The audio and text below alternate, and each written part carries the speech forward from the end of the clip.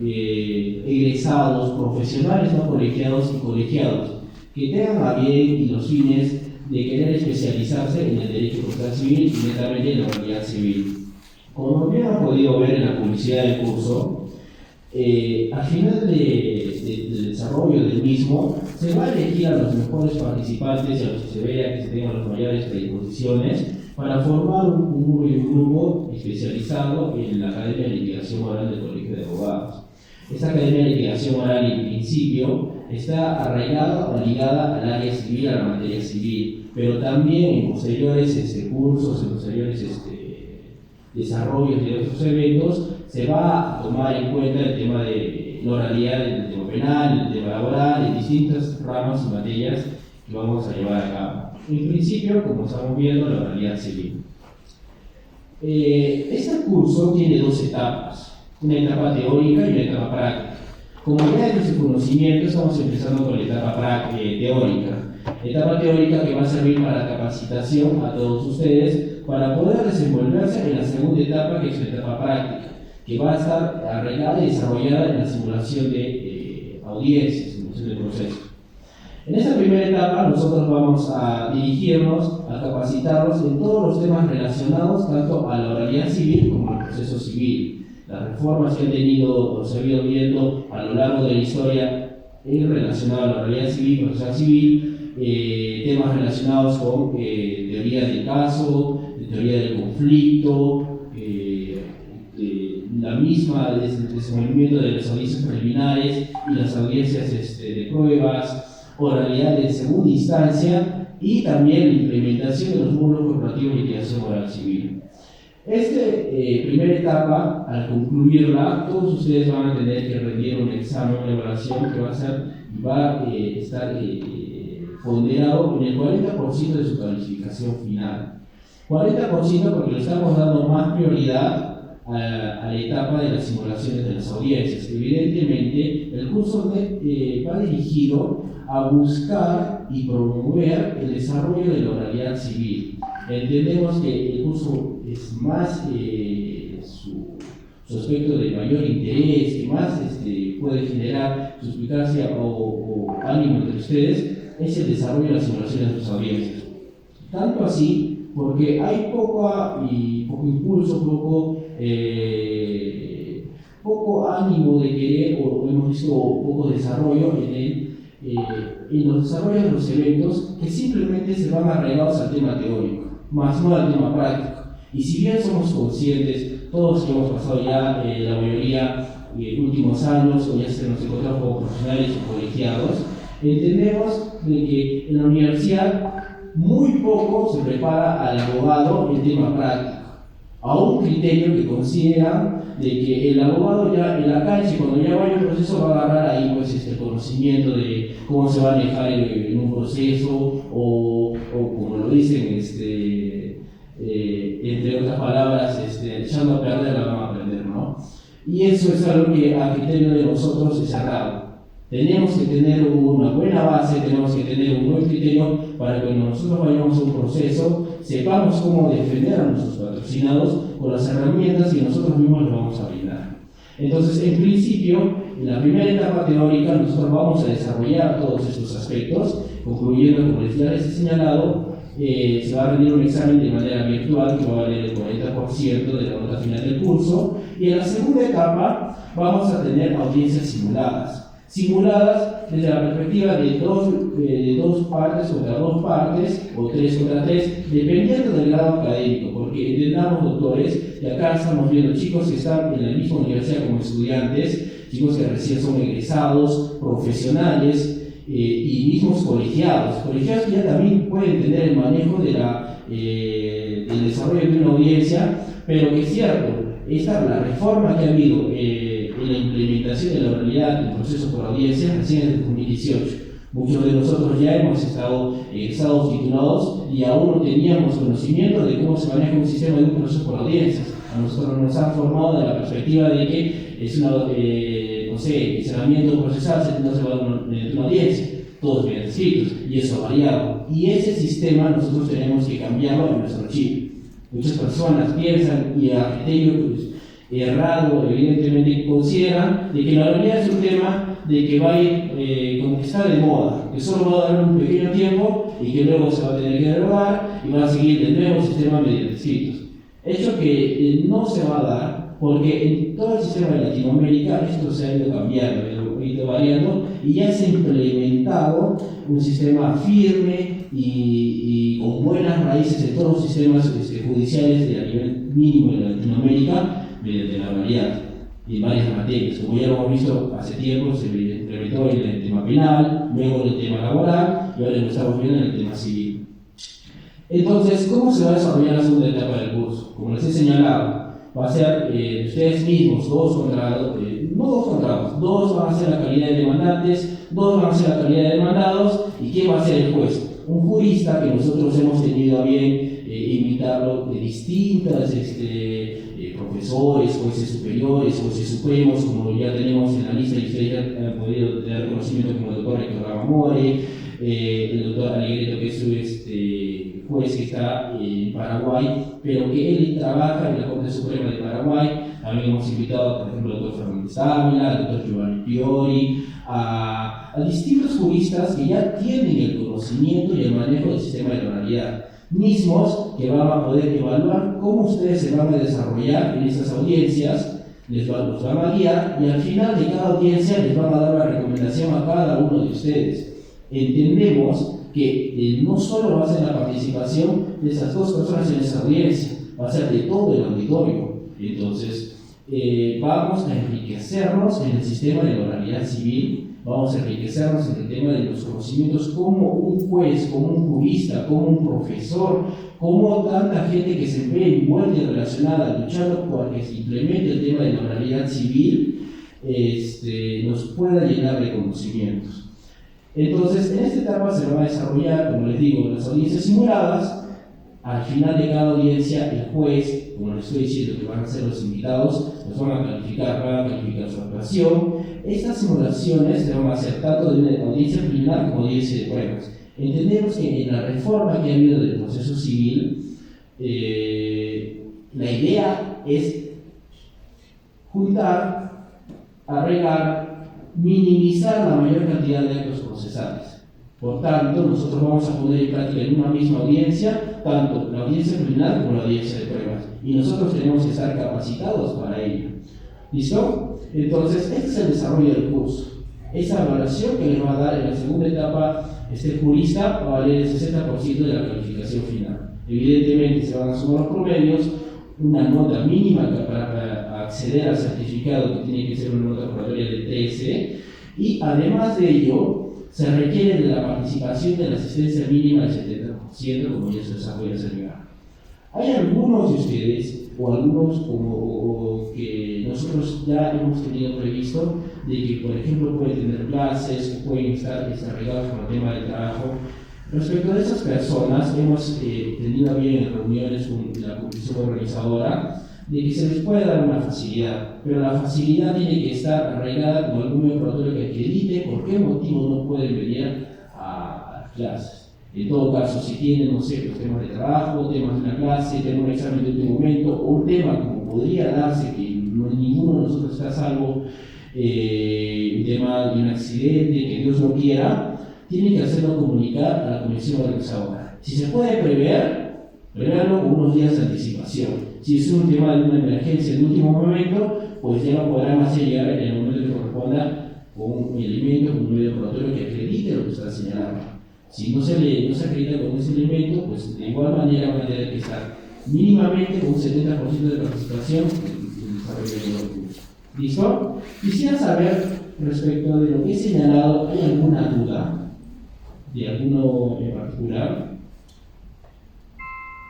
¿Existe alguna duda, algún cuestionamiento, algún comentario que quisiera agregarlo? No tengan dudas, no tengan temores, doctor. Estamos en un curso que netamente está buscando la participación de todos. En todo caso, si existe en este momento alguna duda, es mejor que la haga llegar en este momento para que la podamos ayudar y quizás los demás compañeros, los demás participantes también la tengan y quizás porque no lo están haciendo llegar, ¿no? De lo que he desarrollado, ¿existe alguna duda? ¿Quieren complementar algo? No sé, Sí, doctor, por favor. Disculpe, en el área práctica, en la audiencia preliminar y de pruebas, ¿los equipos van a ser seleccionados por afinidad o aleatoriamente? En principio vamos a ver el grado académico. Evidentemente no vamos a poner un chico que está terminando recién la universidad con una persona que ya es un colegiado. No podemos ponernos en ese estado de no equidad. Entonces vamos a tener un manejo de gente que esté en la universidad, gente que sea bachiller, gente que sea profesional no colegiado o profesional ya colegiado. Y respecto de ellos, sí, va a ser mediante sorteo. ¿Verdad? Muchas gracias, doctor, que me ha hecho recordar. Hay ponentes que evidentemente no van a estar presentes, que son ponentes que constantemente están de viaje alrededor de todo el Perú, hasta más fuera del Perú, como puede ser el caso del doctor Giovanni Piori, o el doctor Abamore, o como el doctor Alegreto, que se encuentra viajando por toda América.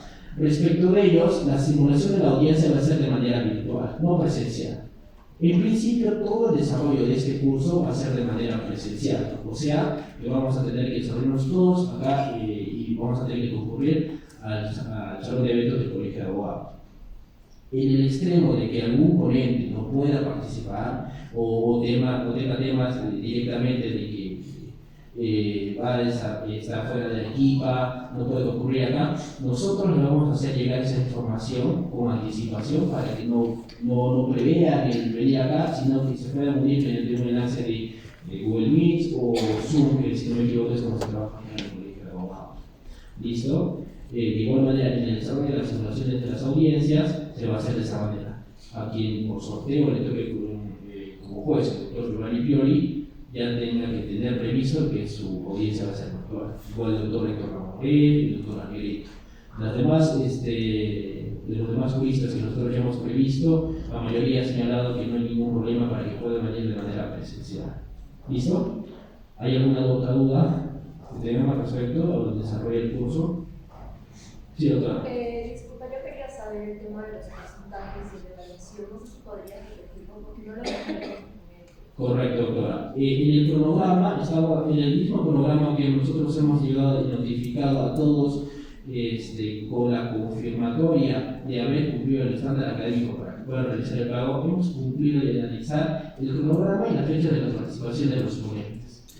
En ese mismo cronograma aparece en la final de la primera etapa una evaluación de manera virtual, que es el 40% de la primera etapa, y de la segunda etapa es el 60% que va a ser calificado respecto de su desenvolvimiento en las simulaciones de las audiencias.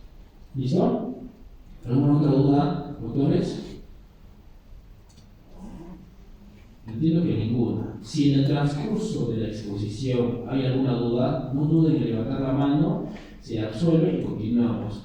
Quiero que tengan claro, al menos con mi participación y mi ponencia, que a mí me gusta tener constantemente actividad con los participantes. Entonces requiero de que ustedes estén, si al menos en algún momento hay una duda o quieren aportar algo más a lo que yo estoy señalando, manejémoslo bajo ese sistema. A mí no me incomoda que ustedes levanten la mano en algún momento para poder dejarlo muy claro, porque yo también he sido estudiante, yo entiendo que a veces hay una duda, pero a veces el tema de levantar la mano y que el ponente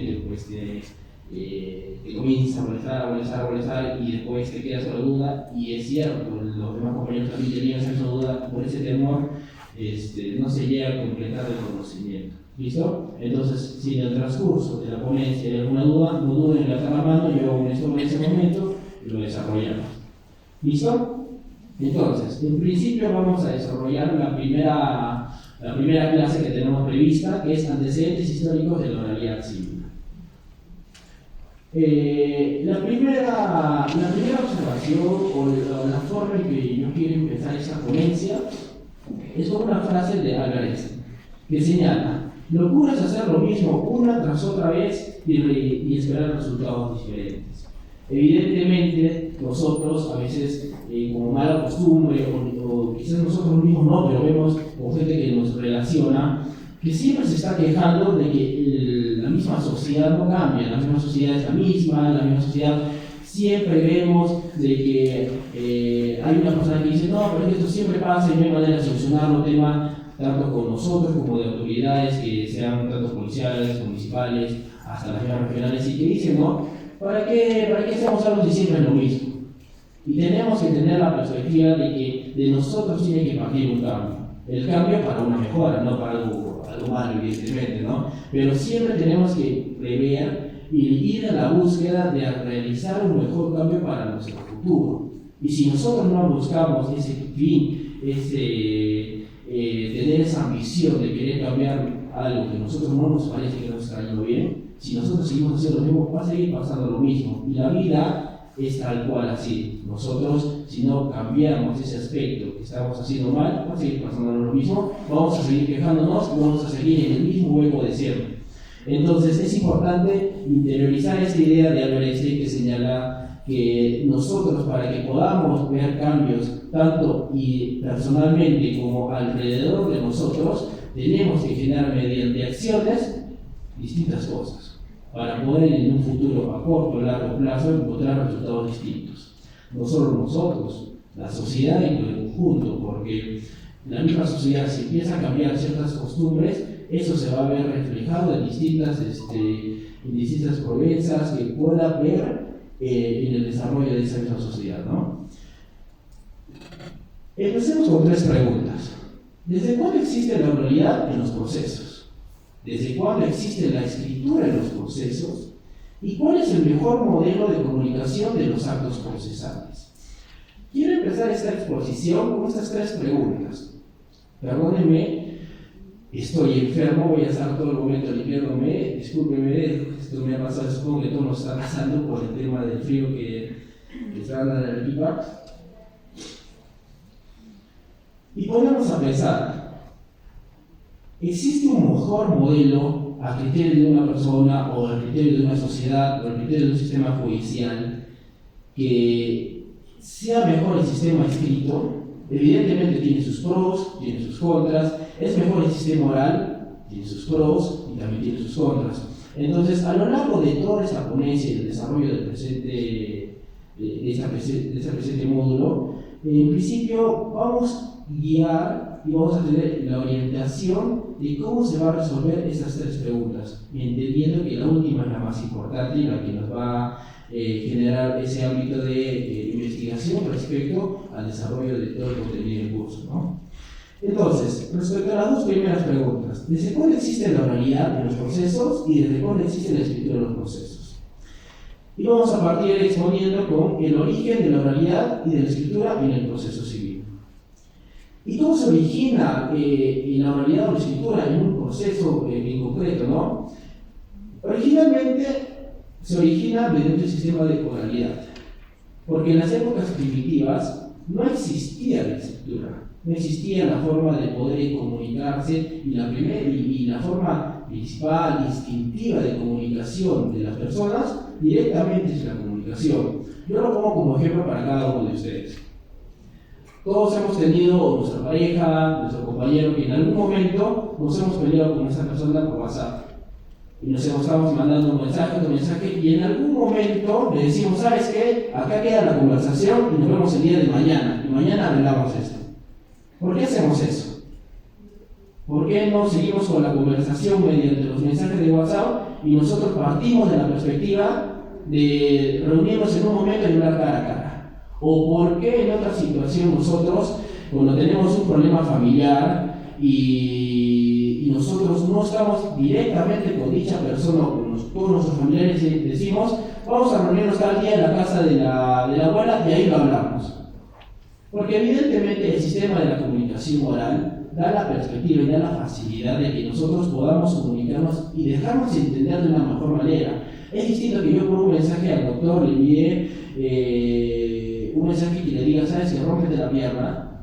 Y él va a entender que yo lo estoy diciendo mal, a que yo me ponga a su lado y entienda esos gestos, esa forma de expresarme y quizás esa picardía de decir, rómpete la pierna, tratando de desearle buena suerte en el desarrollo de alguna actividad.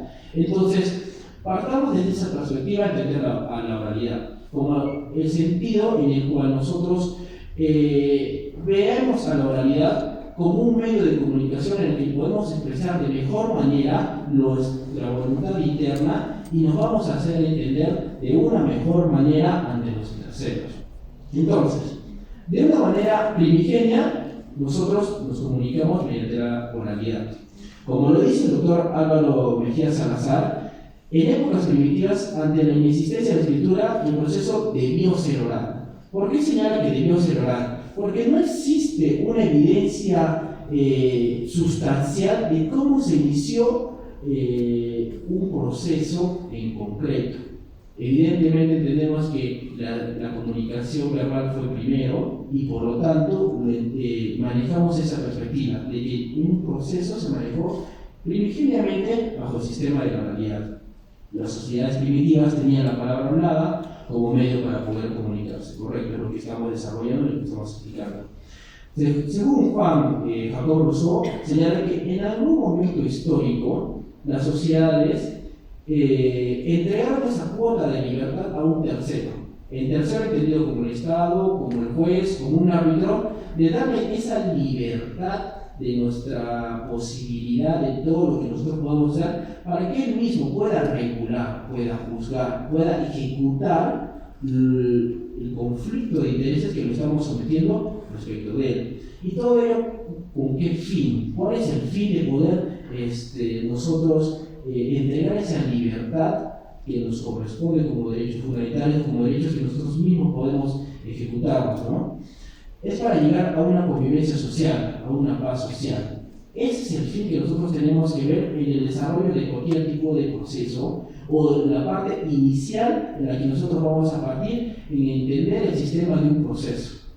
¿Por qué se sigue un proceso? ¿Por qué a un Estado le importa que se resuelvan los conflictos de intereses o las incertidumbres jurídicas para llegar a una paz social? Entonces, para poder llegar a esa paz social, las partes, el mismo Estado, los mismos pobladores, renuncian a esas libertades que les corresponden para someterse a lo que va a decir ese tercero, que muchas veces tiene que ser imparcial y que posiblemente en ciertas circunstancias no se da, ¿no?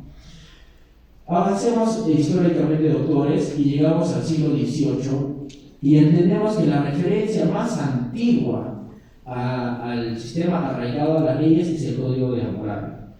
Y el Código de Hammurabi se estipulaba bastantes leyes, bastantes normas, mediante la cual, en principio, el rey Hammurabi entregaba la jurisdicción a un tercero, a un juez, bajo una perspectiva de llamar a alguien a un juez, para que se pueda desarrollar un proceso, pero principalmente bajo el sistema de la oralidad, con ciertas frases escritas. ¿A qué nos hacemos referencia con una frase escrita?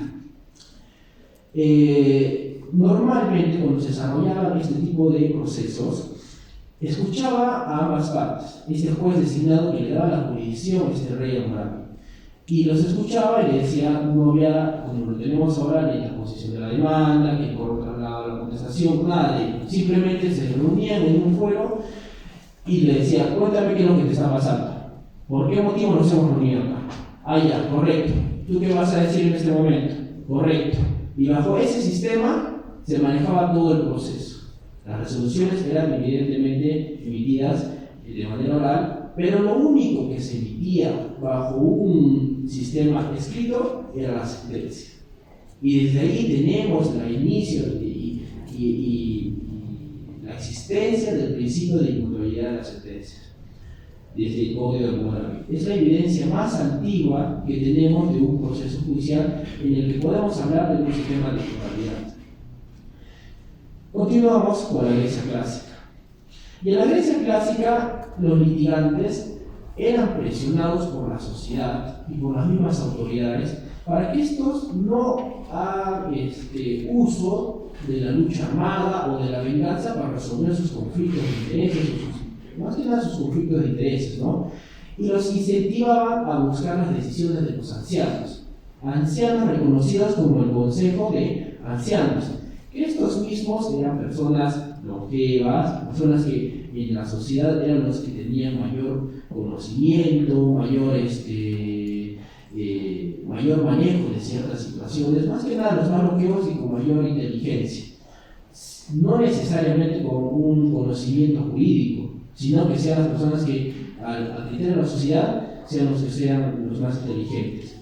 Y estos realizaban o actuaban mediante una especie de arbitraje como lo vemos hoy en día. Entonces las partes directamente iban con este consejo de ancianos y se sometían a lo que resolvían ellos. Y lo que resolvía este Consejo de Ancianos era lo que tenían que aceptarlos ellos, porque esa era la potestad que tenían ellos como entes con jurisdicción para poder resolver los conflictos de intereses. ¿Qué nos dice Hans Julius Wolf?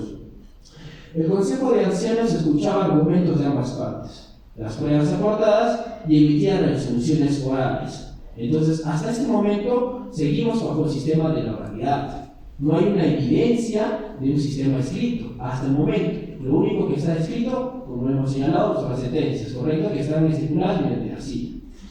Entonces, igual, el Consejo de Ancianos se sentaba, imaginemos que estaban sentados acá, la parte de la derecha, que está a mi derecha, en la parte del mandante, en la parte de la izquierda, la parte demandada, y se oralizaba lo que ellos iban a buscar y lo que iban a solicitar a conseguir al Consejo de Ancianos. Y la otra parte igual oralizaba su pedido, se adaptaban los medios probatorios y las resoluciones, entendamos la diferencia entre resolución y sentencia, las resoluciones las emitían mediante el sistema de la oralidad. Lo único que emitía mediante el sistema escrito eran las sentencias, que las redactaban como correspondía y ya como se estaba previendo por los sistemas antiguos como el Código de Hammurabi. Continuando, históricamente, doctores, llegamos a los principios de Roma. Y en los principios de Roma el proceso se fue privatizando, fue más privado y se daba más facultades al acuerdo de las voluntades. Esto era más cercano al proceso de arbitraje actual como lo vemos hoy en día. Y ahora ya no se veía y ya no se resolvía mediante un consejo de ancianos. Todo se remitía y todo lo resolvía un arbiter ex compromiso. Esta entidad, esta persona, era quien resolvía los conflictos de intereses en los principios de la Roma. Prácticamente lo mismo que hemos señalado precedentemente, pero ahora lo que está variando es el sistema de quién es la persona que va a resolver el conflicto. Ya no es un conjunto de personas, sino va a ser un árbitro. Entendemos hasta este momento que sigue a pie y sigue ejecutándose el sistema de la oralidad. El proceso era principalmente oral. Luego pasamos a la Roma de la época republicana y el Estado romano decide que los litigios deben someterse a unos árbitros autorizados estatalmente. O sea, ¿qué estamos viendo acá? Ya estamos viendo una intervención del Estado que quiere regular cómo se van a resolver estos conflictos y quién va a ser el que va a resolver este conflicto. Entonces el Estado dice, no, ya no lo va a resolver este árbitro. Lo va a resolver el judiz. Judiz entendido como el juez. Juez que va a ser quien va a resolver el conflicto, pero en esta época de la Roma republicana, con una intervención más participativa y de control del Estado. En este origen del proceso romano de ciudadanos, entendiendo de la perspectiva que había un proceso romano de ciudadanos y otro proceso romano que no estrechamente estaba relacionado a los ciudadanos romanos, el origen del proceso romano ciudadano se dividía en dos etapas. La etapa in iure, que era dirigida en principio por un pretor. Este pretor recibía las solicitudes de las partes, analizaba y hacía una suerte de revisión de presupuestos procesales o condiciones de la acción. O sea, él decía, yo considero que aquí sí se debe seguir un proceso. A mi criterio, sí acá hay un tipo de litis que tendría que verlo el juez. Bajo ese criterio, ¿cómo lo podríamos entender hoy en día para hacerlo mucho más fácil? Entendemos que nos separamos un poco del tema civil. En el tema penal hay el control de acusación y hay el juez de investigación preparatoria. Y el juez de investigación preparatoria hace un control al requerimiento de acusación que hace el fiscal. Entonces, él es el que resuelve. Simplemente él está viendo si la acusación reúne todos los requisitos formales como corresponde y si a su criterio está todo correcto, lo remite al juez y el juez es el que resuelve. Bajo un sistema de analogía, así es como se manejaba en la época de la Roma de la época republicana. El pretor hacía esa suerte de funciones de ver los presupuestos de la litis que se estaba investigando y si a su criterio todo iba correcto, lo remitía al iuris. La segunda etapa, que es el apud iudicem, lo recibía todo el todo el contenido del proceso el juez. Y el juez hacía exactamente lo mismo. Escuchaba las partes, oralizaban su pedido o actuaban sus medios probatorios y de igual manera él resolvía el conflicto. Según el doctor Leandro Pietro Castro, señala que en esta época el proceso romano fue plenamente oral. ¿Por qué refiere que este proceso en esta etapa fue plenamente oral? Porque estaba arraigado directamente al principio de inmediación y de publicidad. Inmediación, ¿por qué? Inmediación, como ya veremos en las siguientes clases, hay una inmediación objetiva y subjetiva. El juez tenía concreta relación directamente con las partes y con los medios probatorios. Por tanto, se aplicaba en un principio, al comienzo, el principio de inmediación y de publicidad, porque era pues, conocido por todos, ¿no? Había la potestad de poder tener conocimiento del desarrollo de este proceso. Continuamos en el tiempo y llegamos a la Roma como el Principado o la época imperial. Y acá se da el nacimiento del proceso escrito. Acá recién inicia una luz o una evidencia del proceso escrito. Recuerda las tres preguntas que hemos señalado en el principio. ¿Desde cuándo se da o nace la oralidad en los procesos civiles? ¿Desde cuándo nace la escritura en un proceso civil? Entonces, la primera evidencia de la escritura en el proceso se da en la época de la Roma como el Principado o la época imperial. ¿Y por qué se da este primer encuentro entre el nacimiento del proceso escrito? ¿Por qué? Porque tenemos que entender de que las sociedades y la población, conforme vayan avanzando temporalmente, tienen que adecuarse a las necesidades de la misma población. O sea, como lo hemos dicho en un principio, lo decía Albert Einstein, ¿no? No podemos esperar y seguir haciendo lo mismo y buscar resultados diferentes. Entonces es lo mismo como se manejan las sociedades. Siguen haciendo lo mismo y bajo los sistemas, como cualquier sistema va a encontrarse algún defecto, va a desvirtuarse, va a partir de una perspectiva de que va a generar, por la misma naturaleza del ser humano y por la misma psicología, va a tratar de buscar la manera de poder desarrollarse a un uso propio. ¿Qué pasó aquí? Que no había seguridad jurídica, todo era mediante un sistema de oralidad. No había un sistema de poder regular qué es lo que se estaba desarrollando en las audiencias, era la palabra del juez y punto. Y sabemos que todas las personas somos humanos y hay la perspectiva de que en algún momento, pues no sé, puede tocar a alguien que es de mi conocido y yo soy juez y tengo poder, y es así, la naturaleza del ser humano tiene que ser muy fuerte para no poder quebrantarse. Y no había esa seguridad jurídica. Había la posibilidad de que el juez, pues, no sé, esté a favor de alguna parte, perjudicando a la otra. ¿Y cómo era la única manera de poder generar seguridad a las partes respecto de estos procesos que se le estaban brindando mediante un tercero? Mediante un proceso escrito. Este proceso escrito da la seguridad de que lo que se resolvía en ese papel no se podía variar. Porque si se variaba, los que impartían su justicia eran sujetos de indemnización y de sustraerles esa jurisdicción que le estaba brindando o el Estado o la entidad que le podrían dar esa facultad, ¿no? Entonces, antes de esta necesidad es que nace el proceso escrito para brindar seguridad jurídica a las partes. Y también nace el expediente tomando mucho mayor protagonismo. En esta etapa es donde se acentúa el carácter público del proceso, claro, y de exclusiva organización de administración estatal. Entonces, ¿cuál es la variación que estamos viendo en esta etapa de la Roma como el Principado o la época imperial? Se da el nacimiento del proceso escrito. Además de ello, en esta etapa, este carácter, si se aplica el carácter público del proceso, o sea, seguimos teniendo el principio de publicidad resguardado. Es de exclusiva organización de administración estatal. ¿Qué quiere decir ello? Que ya el Estado está resguardando, está tomando mucho más poder en el desarrollo de los conflictos de las partes de su misma población, ¿no? Desaparecen las dos etapas, las que hemos señalado anteriormente, y todo se desarrolla sin introducción directamente ante el juris, ante el juez. O sea, el pretor, chao. Ahora lo vamos a ver todo directamente ante el juris.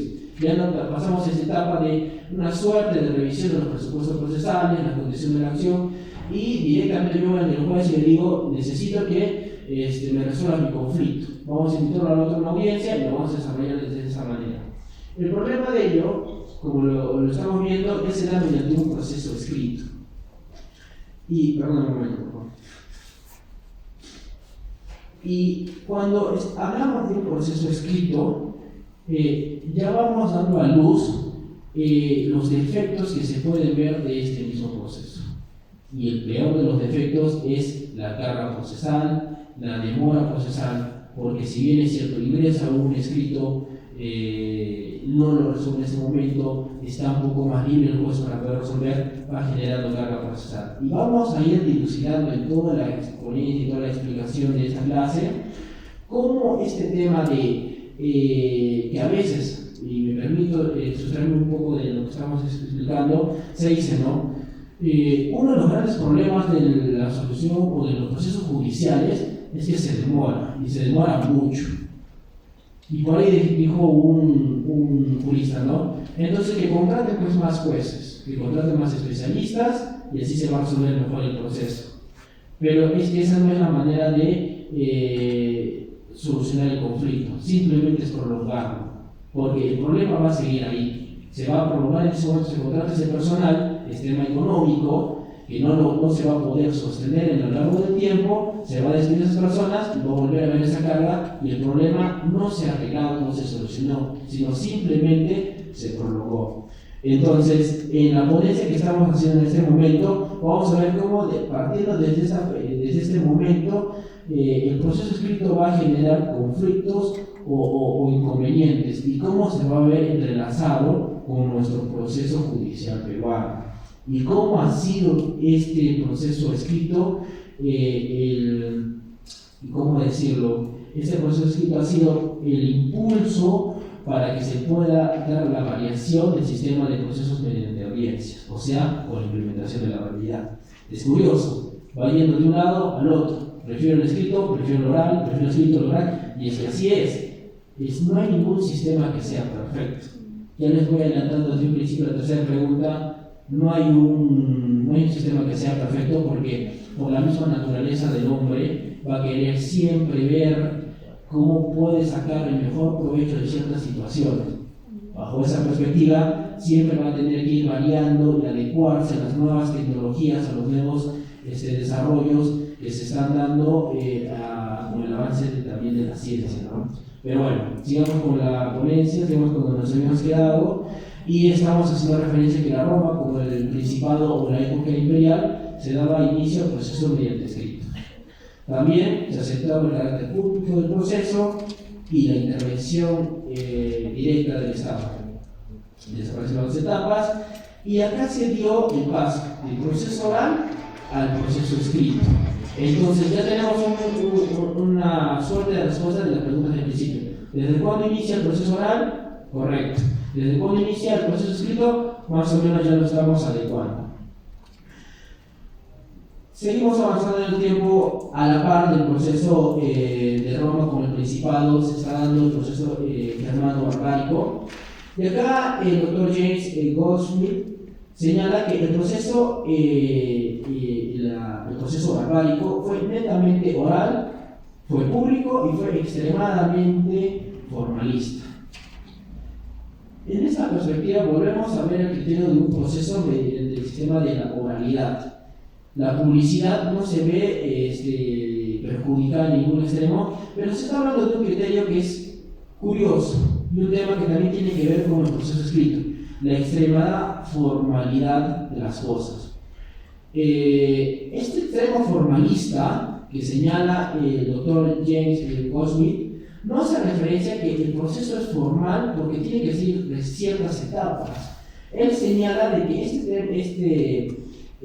esta etapa, este tipo de proceso es extremadamente formal porque las partes tenían que realizar actos previos para el desarrollo de la audiencia. O sea, tenían que dar, no es por decir tareas, pero tenían que preparar la audiencia, tenían que invitar formalmente a todas las partes, tenían muchas trabas previas al desarrollo del proceso, no directamente entrelazado al desarrollo del proceso, sino verlo más de una perspectiva externa para ello. ¿Y por qué motivo era el proceso barbárico, oral, público y extremadamente formalista? Por dos motivos. Uno, por la ausencia de escritura entre los pueblos germanos. En esa época aún no había desarrollado el tema de la escritura entre ellos, y también la incertidumbre del derecho material. Se seguía el sistema del proceso oral, ¿por qué? Porque el derecho material no estaba correctamente y claramente regulado. Entonces, ¿cómo voy a ir a un proceso mediante tanta formalidad, o escrito, si simplemente yo tengo que hablar lo que me parece a mí justo, lo que te parece a ti justo, y así se va a resolver?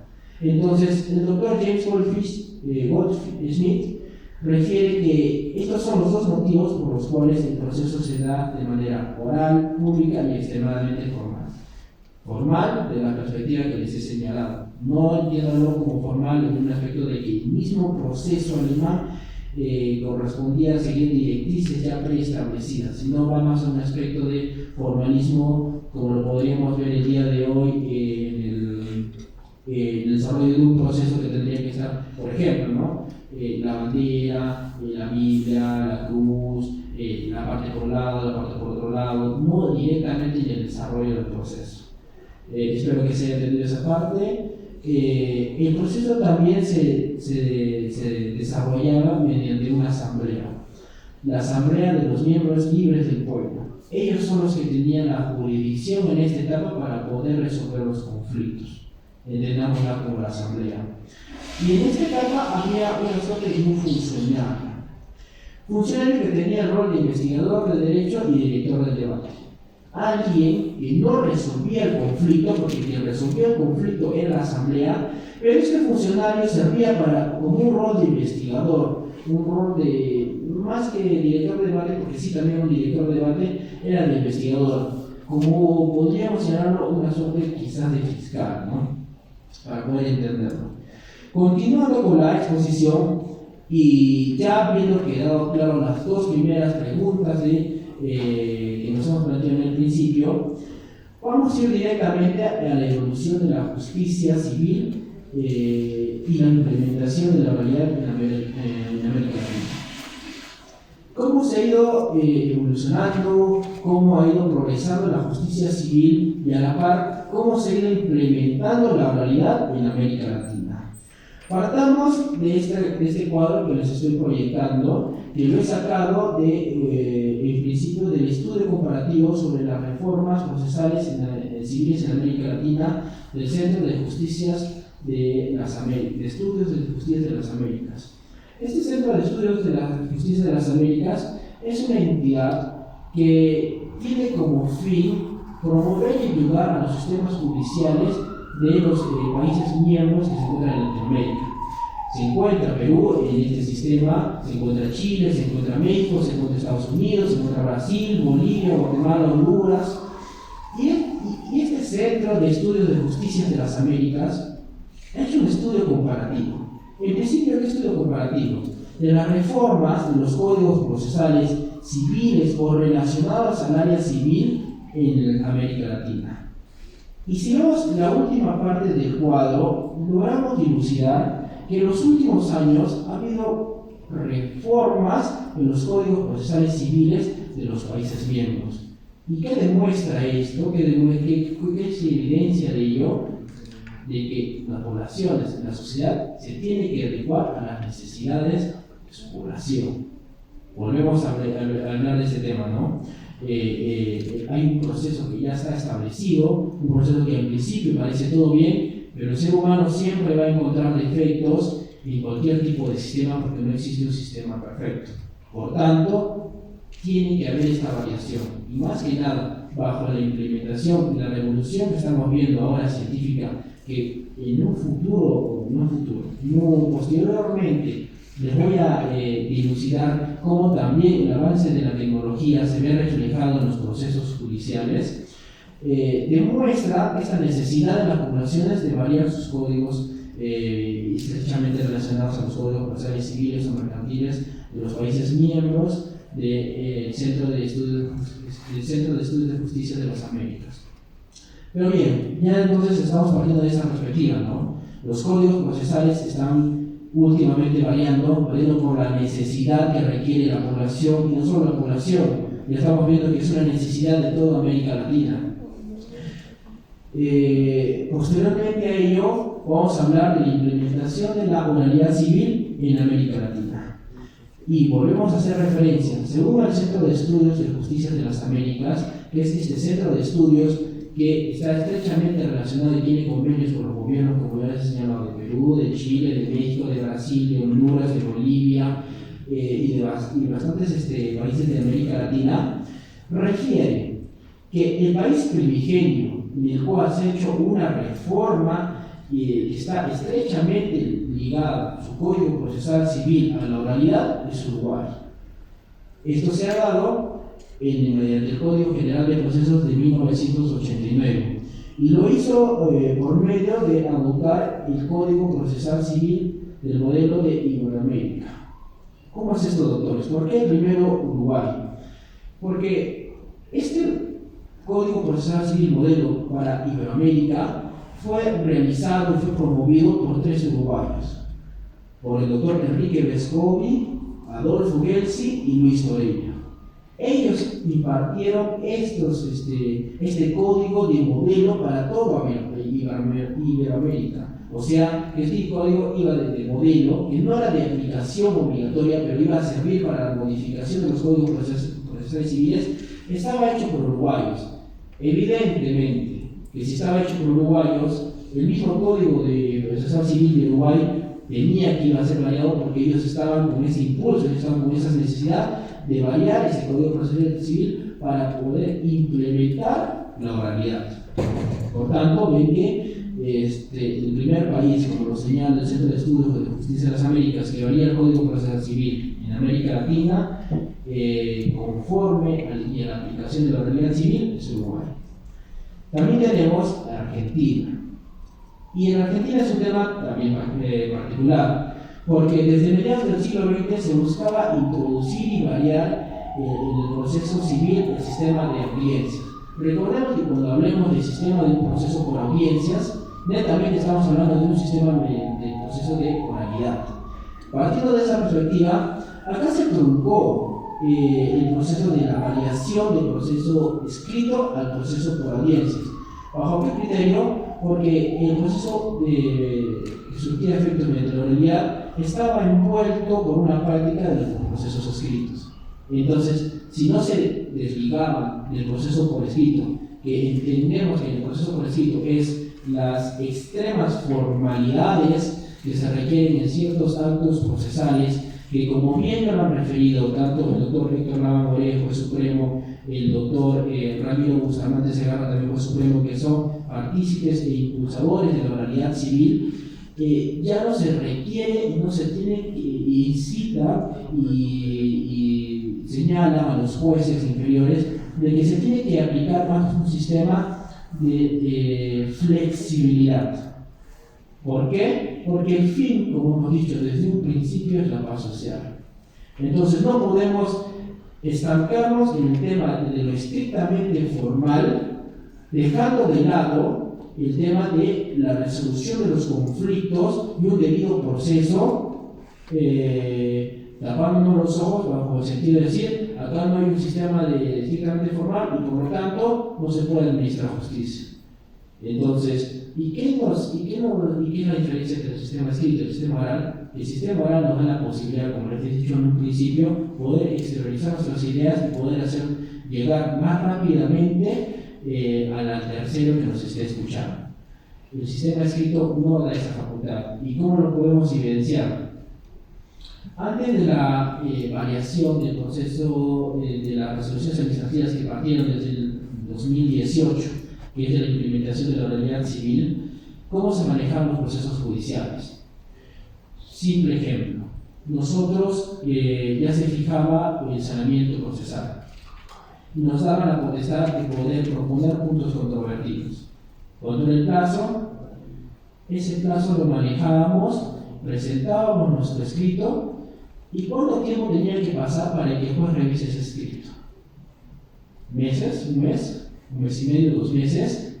Quizás lo hacíamos con todas las formalidades preestablecidas, no lo presentamos como el arancel de derecho de notificación. El juez le decía y emitió una resolución, cumpla con emitir el arancel por derecho de notificación. Volvía a regresar a nuestro despacho, tendríamos que hacer otro escrito, tendríamos que requerir al cliente que nos pague los aranceles de derecho de notificación para que nosotros lo paguemos, o decirle, hola, directamente tú vas a pagar el derecho de notificación, me los traes y me presento el escrito. Volví a ingresar el escrito al Poder Judicial. ¿Cuánto tiempo más iba a pasar para que revisen ese escrito? ¿Otro mes y medio, 2? Ya estábamos perdiendo aproximadamente 5 o 6 meses en simplemente proponer nuestros puntos controvertidos. ¿Qué diferencia hay el sistema de un proceso mediante oralidad? Que directamente se dicta el salir del proceso y el juez en ese mismo momento le corre traslado a la parte para que pueda proponer sus puntos controvertidos. Los oraliza, los escucha, le corre traslado a la otra parte para que también pueda oralizar, y en el caso de 5, máximo 10 minutos, ya han propuesto sus puntos controvertidos, sin hacer mención a la fijación de los puntos controvertidos. Entonces nos damos cuenta cuánto tiempo nos ahorramos bajo el sistema de oralidad y cuál es la necesidad actual en el proceso peruano. Es la necesidad de resolver los procesos bajo un sistema de mayor celeridad. Porque la queja no solo del mismo administrador de justicia, sino del mismo jurista, sino es de toda la población. Es que yo hice un proceso judicial y ya sé que me voy a dar 5 o 6 años en ese proceso hasta que se resuelva el conflicto. Y esa necesidad de resolver ese conflicto es como ahora se está implementando el sistema de la oralidad. Ahorrándonos todo ese plazo de presentar un escrito, que el juez en todo su cargo procesal, que ya muchos de nosotros tenemos conocimiento de que cuando nos notifica la resolución dice debido a la recargada carga procesal se resuelve tal cosa, o sea, y ahí se disculpa, y es cierto, a la fin y a vista de cuenta también hay que ponernos en el lugar de los que administran justicia, tienen una bastante carga procesal, y eso se da por la cantidad de papel que hay en los procesos y no la inmediación que tenemos directamente en el desarrollo del proceso por abrils. Con este simple ejemplo, podemos visualizar una gran diferencia y un gran beneficio en el sistema de un proceso manejado bajo el sistema de oralidad, bajo el sistema escrito, y arraigado, como les he vuelto a señalar, bajo la necesidad de la población, de la reprobación. Lo que requiere ahora es el sistema celeridad en la resolución de los conflictos. Es lo que se requiere ahora. Entonces, en Argentina pasó esto. Se había implementado la oralidad, pero estaba arraigada y convertida en un proceso escrito. Entonces, simplemente era de papel, simplemente era mediante un supuesto, y por eso es que hubo un fracaso. Es por ello que el doctor Eduardo Oteiza, en su obra El fracaso de la oralidad en el proceso civil de Argentina, señala lo siguiente: debe tenerse particularmente en cuenta la realidad a la que ella se refiere, refiriéndonos a la oralidad. O sea, ella está partiendo de una perspectiva diciéndonos hay que tener en cuenta la realidad nacional. Y la realidad manda en esta materia, correcto. La realidad nos está señalando de que el sistema tiene que adecuarse a las necesidades, el proceso tiene que adecuarse, a las necesidades de la población. Y en este momento la necesidad de la población, o en ese momento la necesidad de la población argentina, era un proceso oral para que se pueda resolver de una mejor manera los conflictos. Por eso es que en Uruguay se aplicó y se buena evidencia de resultados satisfactorios, y en Argentina no lo hubo, ¿no? Seguimos. En México hay una distinta forma de entenderlo, y hay que hablar de la reforma que se dio, según ellos, la más importante, o según el Centro de Estudios de Justicia de las Américas, que la reforma más importante partía de la introducción del juicio oral en materia mercantil, con la reforma del Código de Comercio del 2011. Además de ello, la reforma del Nuevo León en el sistema civil y familia del año 2007, y el del Distrito Federal del Código de Procedimientos Civiles o Guanajuato de familia 2012. Acá hubo una variación, entendemos que es un sistema común y también por sus estados, entonces por eso es que se está haciendo referencia al sistema de que se llevó en Nuevo León, el Distrito Federal y Guanajuato, porque se maneja de una distinta forma como se acá en el Perú, ¿no? Luego, partimos y antes de llegar al sistema procesal civil o del proceso civil peruano, partimos de la perspectiva de Costa Rica. ¿Qué pasó en Costa Rica? Sus procesos de familia y laboral han abandonado su fisonomía escrita y han adquirido carácter de orales, sin necesidad de cambios legislativos. Esto es un criterio que también muchos juristas hacen referencia. ¿Cómo van a implementar la oralidad sin variar el Código Procesal Civil? ¿Cómo se va a plantear un sistema regido mediante un principio de oralidad si no está regulado así en el Código Civil? Y es que, por ejemplo, como se dio en el caso de Costa Rica, como también se va a ver en el Código de Procedimiento Procesal Civil de 1993 que nosotros manejamos en el Perú, en ninguna parte del Código Procesal Civil se hace referencia a la oralidad. Simplemente en el artículo 5 del título preliminar se hace referencia a los principios de inmediación, concentración, economía procesal. Y ahí, estos principios, que son los principales principios que envuelven la oralidad, es que se arraiga y se defienden los principales juristas que están de acuerdo con la implementación de la oralidad. No hay necesidad de formular el Código Procesal Civil porque ya estamos haciendo referencia a los principales principios que envuelven a la oralidad: inmediación, economía, celeridad y concentración. Algo parecido pasó en Costa Rica, ¿no? No hubo la necesidad de variar el código porque ya estaba preestablecido este sistema de oralidad, simplemente era de implementación. Habiendo hablado y desarrollado todo ese sistema de la oralidad civil en América Latina, tenemos que partir a hablar concretamente de la aplicación de la oralidad en el proceso civil peruano. Y en el proceso civil peruano quiero citar directamente al doctor Francesco Carnelutti, mismo que refiere: hay que conocer el código para saber cómo se tiene que obrar en el proceso. ¿Por qué hago referencia y cito al doctor Francesco Carnelutti? Porque ya se los he dicho hace un momento, hay juristas que están en contra de la aplicación de la oralidad, mismos juristas que refieren y dicen, no podemos aplicar el sistema de la oralidad, como modificar el proceso civil si no hay una reforma del Código Procesal Civil. Pero nosotros, conociendo concretamente el título preliminar, y como les he dicho, haciendo referencia al artículo 5 del título preliminar, que hace referencia al principio de inmediación, concentración, economía procesal y celeridad, entendemos que se puede aplicar sin ningún inconveniente la oralidad civil a nuestro proceso civil peruano. Pero antes de hablar de ello, permítanme desarrollar los ordenamientos procesales anteriores al Código Civil vigente. En principio hablamos del Código de Enjuiciamientos en Materia Civil de 1852. Es el primer cuerpo normativo peruano en materia procesal civil, vigente desde el 28 de julio de 1852, vigente durante 60 años.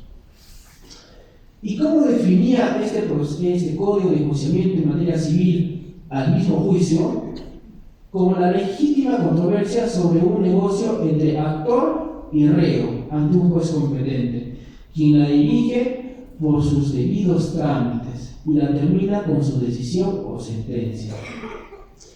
Este Código de Enjuiciamientos de Materia Civil era necesario en ese momento, porque no había un código que regule específicamente los procesos o netamente el proceso civil en el Perú. Entonces, la promulgación de este código nos sirvió para poder darle un control, un manejo y un orden al proceso civil en ese momento. Se tuvo que dar bajo estas perspectivas, evidentemente, como lo hemos señalado en todo el proceso de esta ponencia, nosotros vamos a visitar y el ser humano va a visitar errores en la misma. Pero hay que tener claro y hay que ser conscientes de que este proceso nos sirvió para poder mantener un orden en el proceso judicial, en el proceso civil. ¿Qué establecía este Código de Enjuiciamiento en Materia Civil? Establecía la diferencia entre la competencia entre los juicios verbales y los juicios escritos. Allá, o sea, entonces sí hay oralidad y hay un proceso escrito a la vez. ¿Cómo es así?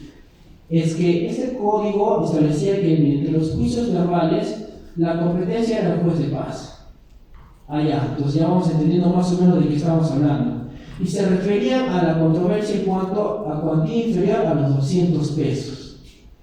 O sea, que se manejaba mediante un supuesto de un proceso sumario, un proceso simple, un proceso que no tenía mayor complejidad y que tenía que tener una pretensión, una cuantía menor de 200 pesos.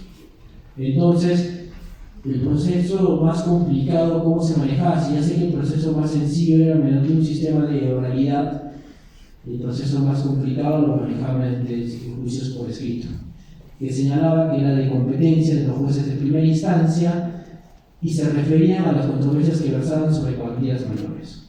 Entonces, ¿qué nos dice este código? En principio, los juicios iban a ser los más fáciles, los sumarios, mediante el sistema de la oralidad, juicios verbales. Como podría ser ahorita en un proceso de sumarísimo, ¿no? Que es una audiencia única y ahí se va y se desarrolla bajo ese sistema. Y los procesos más complicados mediante el juicio mediante escritos. Ok. Como les vuelvo a recalcar, les vuelvo a recordar, este código se promulgó y se implementó ante la necesidad que había en ese momento, ante la falta de regulación de un proceso civil. Evidentemente ahora nosotros encontramos bastantes errores que parten de este desarrollo de este código, pero no podemos ser tan agresivos porque se tenía que ver y había esta necesidad de la implementación de este código, ¿no? Ahora, también estableció una diferencia en el desarrollo en el proceso. En los juicios verbales, sus actuaciones eran netamente orales. Desde la interposición de la demanda, la contestación, la actuación probatoria y la sentencia, así regulado en el artículo 1231 de este Código de Enjuiciamiento en Materia Civil, que posteriormente la sentencia se estipulaba en el libro de actas. O sea, entendemos desde esta perspectiva que la misma interposición de la demanda y la contestación se hacía de una manera oral. O sea, que nosotros íbamos directamente con el juzgador, le decíamos acá tengo un problema, se programó una audiencia y ahí se exponía todo. Esa perspectiva se manejaba bajo los juicios orales, que entendemos no era de mayor cuantía, no era de mayor complejidad. Bajo los juicios escritos que se manejan en este mismo código, solo se permitía la intervención oral en declaración de testigos e inspección ocular, regulado en la declaración de los testigos en el artículo 909 de este código, recuerden, de este código, y de la inspección ocular en el artículo 305, mismas que eran actuadas en sesiones individuales. Acá podemos y tenemos que pararnos un momento a evaluar esto, y este es un reflejo de lo que ya les he estado diciendo, doctores, en los problemas del sistema bajo un proceso mediante escritos. La extrema formalidad da pie a la congestión de un proceso. Y si nosotros, ¿hasta qué punto podemos dejar de lado los extremos sin vulnerar un debido proceso, una tutela jurisdiccional efectiva? Es un cuestionamiento que es bastante interesante. Nosotros tenemos que partir de la perspectiva y siempre pensando en la paz social. Paz social que tiene que ser regulada bajo el sistema procesal que esté vigente en ese momento y siguiendo sus ordenamientos. Pero tenemos que buscar la mejor manera de solución de un conflicto. Y partamos desde la base inicial, lo que les he dicho, o ustedes mismos lo han escuchado.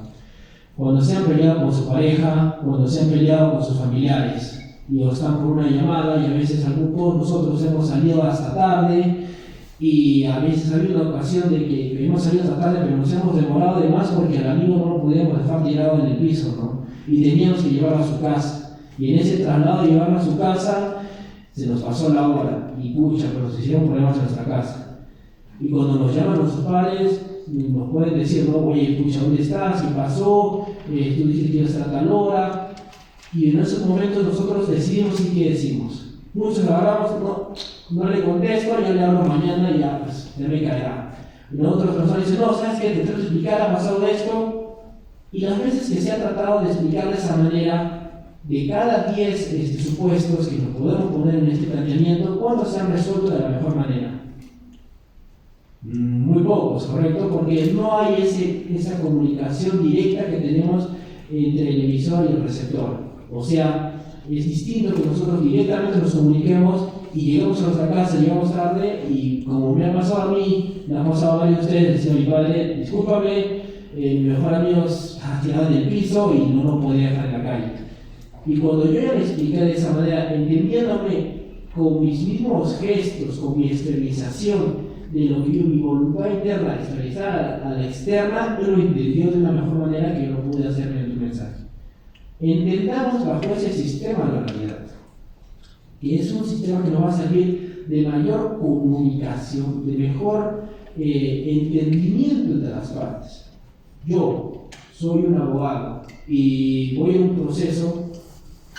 Al juez yo no le voy a ir al proceso a explicarle de qué trata el derecho. Eso es una mala práctica que también hay en los procesos judiciales. Me preparo y digo, ¿saben qué? La audiencia preliminar es esto, la fijación de puntos correctores es esto, tú tienes la función efectiva es esto, el debido proceso es esto, y voy inicio el proceso y le comienzo a explicar todo eso al juez. Por si acaso, señor juez, la apelación que plantea la otra parte, parece que la otra parte no tiene el criterio correcto de cómo se debe implantar el debido proceso. ¿Cómo se debe implantar? Por ejemplo, en la apelación tiene que concurrir la pretensión impugnatoria, error de hecho o de derecho y los agravios. Y yo no voy a ir a la audiencia de la vista de la causa directamente, como el juez le voy a explicar qué es la pretensión impugnatoria, qué es el error de hecho o derecho o qué es el agravio. Yo voy a explicarle, esto ha pasado acá, señor juez. Mi cliente tenía un contrato de compra-venta con el apelante, no lo ha cumplido, se quiere pasar de vivo, en aplicación de tal artículo, es que el juez de primera instancia ha declarado fundada mi demanda. Y ha interpuesto el recurso de apelación con un fin dilatorio, vulnerando el principio establecido en el artículo 5 del título preliminar. Y por tanto, usted debe declarar infundado en todos sus extremos, además de no haber cumplido con el aspecto formal para poder interponerla de acuerdo al artículo tantos. Yo no voy a ir a explicar al juez de qué trata, de cómo se va a aplicar el derecho o de qué tratan los artículos. Yo voy directamente a explicarle de qué trata el caso. Y cómo llego y cómo explico de la mejor manera este caso directamente con el juez. Nosotros, de una manera muy distinta, presentar un escrito y que el juez en sus 4 paredes se siente, revise nuestro escrito y entienda la intensidad o entienda y bajo qué perspectiva le estamos diciendo ese escrito, a que nosotros directamente vayamos y le digamos, señor juez, en este proceso me siento vulnerado o mi patrocinador se siente vulnerado porque se dio un contrato de compra-venta o un contrato de arrendamiento y la otra persona no se va de su casa. ¿Me entiende? Entonces, la mejor manera en la que el juez va a entender a la parte, porque sabemos y entre comillas lo pongo, los jueces conocen del derecho, no tenemos por qué explicarles el tema formal, no tenemos por qué tener que explicar el tema procesal, tenemos que explicarles el tema sustancial. Y eso de mejor manera, ¿cómo va a ser? ¿Mediante un escrito o directamente? Recuerden que, por ejemplo, otro ejemplo por si acaso, nosotros estamos en el proceso y ya se han emitido autos a despacho para sentenciar. O ya el juez ha señalado, ingresa autos a despacho para sentenciar. Informe oralmente. Yo solicito fecha de audiencia para informar oralmente. Y en otra parte, no, yo lo voy a hacer mediante escrito. Esa parte nos puede servir y es la parte crucial. Hay casos que evidentemente ya están ganados, hay casos que ya están perdidos, correcto. Pero hay casos en los que en ese mismo informe oral yo voy a decir, señor juez, en este caso, sí, yo soy su arrendador, yo soy su arrendatario, sí, hemos tenido un contrato de arrendamiento, pero en ningún momento me ha cruzado la carta notarial en la que me dice que está concluida nuestra relación de arrendador-arrendatario. Simple. No tengo por qué presentarme en un escrito mediante el artículo tanto, si la jurisprudencia tanto, dice que tanto, porque ella lo sabe. Directamente voy en ese informe y le digo, acá no se aplicó tal aspecto.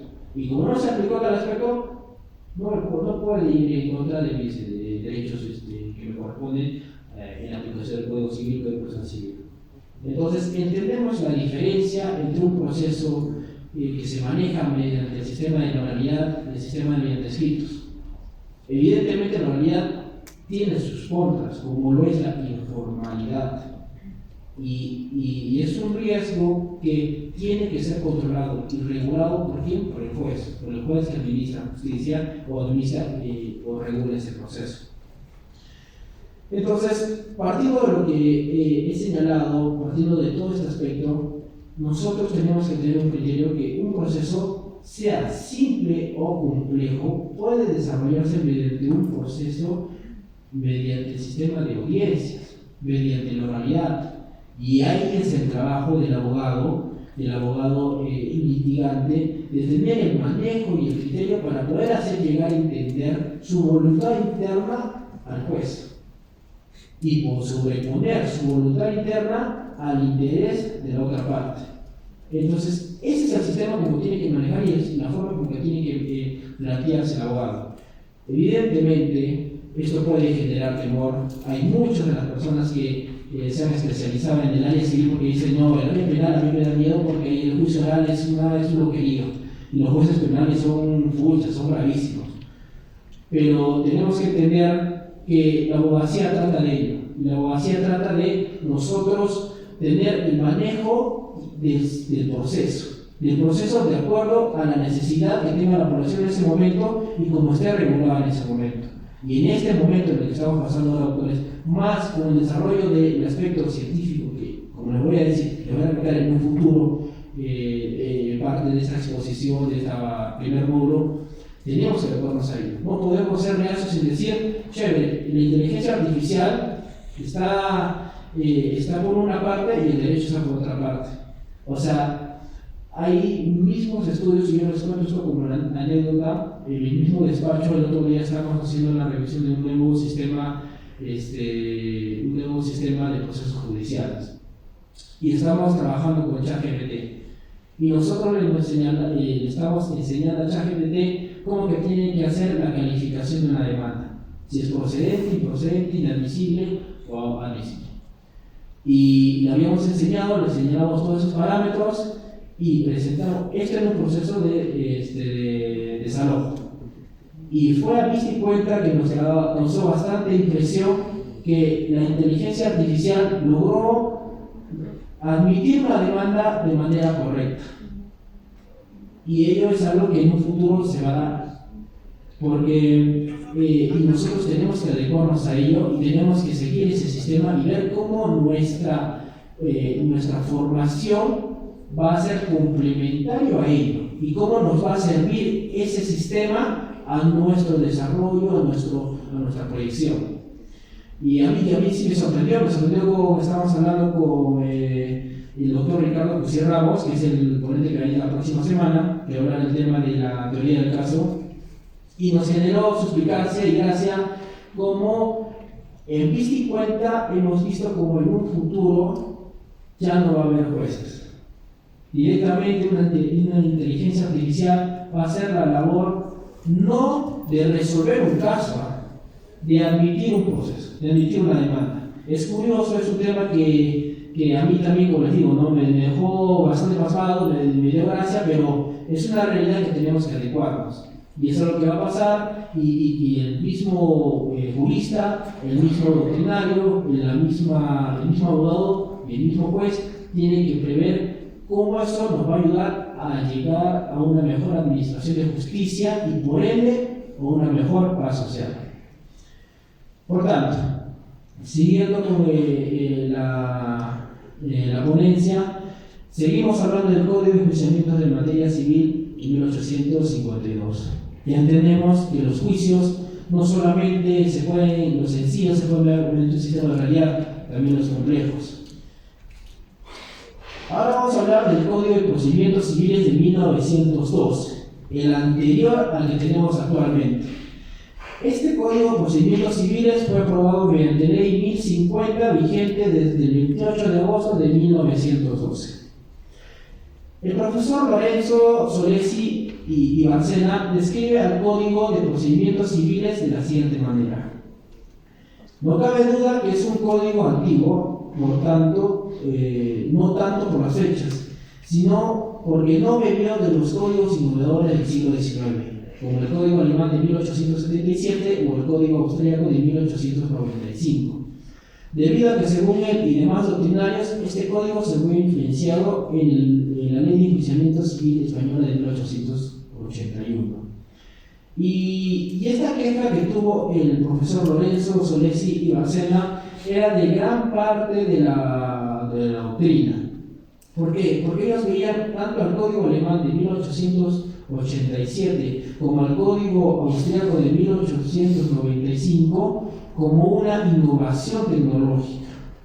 ¿Por qué? Porque la influencia que tenían estos códigos eran de filósofos que, aparte de ser juristas, estudiaban y por la misma carrera de filosofía se planteaban toda perspectiva del derecho. Por ende, había un mayor avance en el tema de cómo se manejaban estos procesos, a diferencia del código de la Ley de Enjuiciamiento Civil Español de 1881.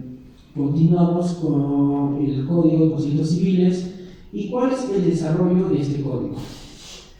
El desarrollo del proceso mediante este código iniciaba con una demanda por escrito, contestada de igual forma, como lo tenemos en este momento. Luego ingresaba a la fase de prueba. En la existencia de hechos por velocidad se fijaba fecha individual para cada medio probatorio. Entonces, acá también dilucidamos una problemática. Cada medio probatorio tenía que tener una fecha para una audiencia. Audiencia de inspección ocular, que en ese momento se llamaba así, y ahora es la inspección judicial, una fecha. Declaración de tales testigos, otra fecha. Declaración de testigos al otro lado, otra fecha. De peritajes, otra fecha. Vulnerando evidentemente el principio de concentración. Concentración que refiere que todo contener, agrupar la mayor cantidad de actos procesales en uno mismo. Y otro error que logramos dilucidar de este Código de Procedimientos Civiles, ¿no?, de 1912. Y por último, la posibilidad de recibir declaración sin presencia del juez, pudiendo recabarla solo el secretario judicial. Falta de inmediación, artículo 470 del Código de Procedimientos Civiles. Acá vemos una gran vulneración al principio de inmediación. ¿Cómo era posible que el secretario judicial reciba la declaración y el juez no la escuche? ¿Se imaginan que eso pasa en este momento, el código que actualmente está regulándonos a todos nosotros? Es una falta grave. En la ley de la carrera judicial, si lo revisan, este acto ya se consideraría como una falta grave para el juez. Evidentemente, ¿cómo va a haber una resolución del proceso del juez de la actuación de los medios operatorios si cuando el principio de inmediación no se refiere tanto a la inmediación objetiva como subjetiva, contacto directo con las partes, contacto directo con los medios operatorios? Si cuando se actúa la declaración de una parte, no la escucho yo, lo escucha mi secretario, y el secretario al día siguiente, oye, pero ¿qué te dijo por esa parte, no? Ah, no, sí parece que estaba diciendo la verdad. ¿Estás seguro, no? Sí. ¿No me estás mintiendo, no? Sí. Ya, pues, será lo que tú digas. Clara vulneración al principio de inmediación. El juez tiene que tener contacto directo con la prueba. Y el juez que tiene contacto directo con la prueba tiene que ser el que emite sentencia. Y por último, Código de Procedimientos Civiles, el mismo que estamos desarrollando, hace referencia al juicio de menor cuantía. En el anterior código hacemos referencia a juicios orales. ¿Cómo se manejaba el juicio de menor cuantía? Iniciaba con una demanda por escrito y las demás actuaciones mediante una audiencia o perito, con sus actuaciones que eran orales. Todo inicialmente, yo presentaba mi demanda, presa de partes, lo recibía, se llama fecha para la audiencia, y se desarrollaba la audiencia. El problema aquí, como ya lo hemos iniciado en el anterior código, se hace referencia a un juicio de menor cuantía. No se le daba la potestad y no se confiaba en la oralidad para poder ver los procesos mediante los procesos complejos mediante la oralidad. Y ahora vamos a hablar del ordenamiento procesal civil vigente, el Código Procesal Civil de 1993. Mediante ley 25.282, de fecha 26 de diciembre de 1990, se creó la Comisión de la Reforma al Código de Procedimientos Civiles. O sea, primero se creó la comisión. Luego, el Código Procesal Civil actual fue aprobado mediante el decreto legislativo número 768 de fecha 29 de febrero de 1992 y posteriormente fue aprobado su texto único ordenado mediante la resolución ministerial número 1093-IUS. Dicho texto objetivo se encuentra vigente hasta la actualidad, es el que estamos actualmente sujetos a ellos en el proceso civil. ¿Qué características tenía tiene este Código Procesal Civil vigente? Tuvo una gran revolución, una gran evolución. Pero los operadores de justicia no estaban preparados para dicho cambio. ¿Qué pasa aquí, doctores? Se promulga este Código Procesal Civil de 1993 bajo el criterio y la aplicación del sistema de la oralidad. Por eso es que van a ver el artículo 5 del título preliminar, que habla de inmediación, concentración, economía procesal y los principios que están envueltos en el artículo 5 del título preliminar.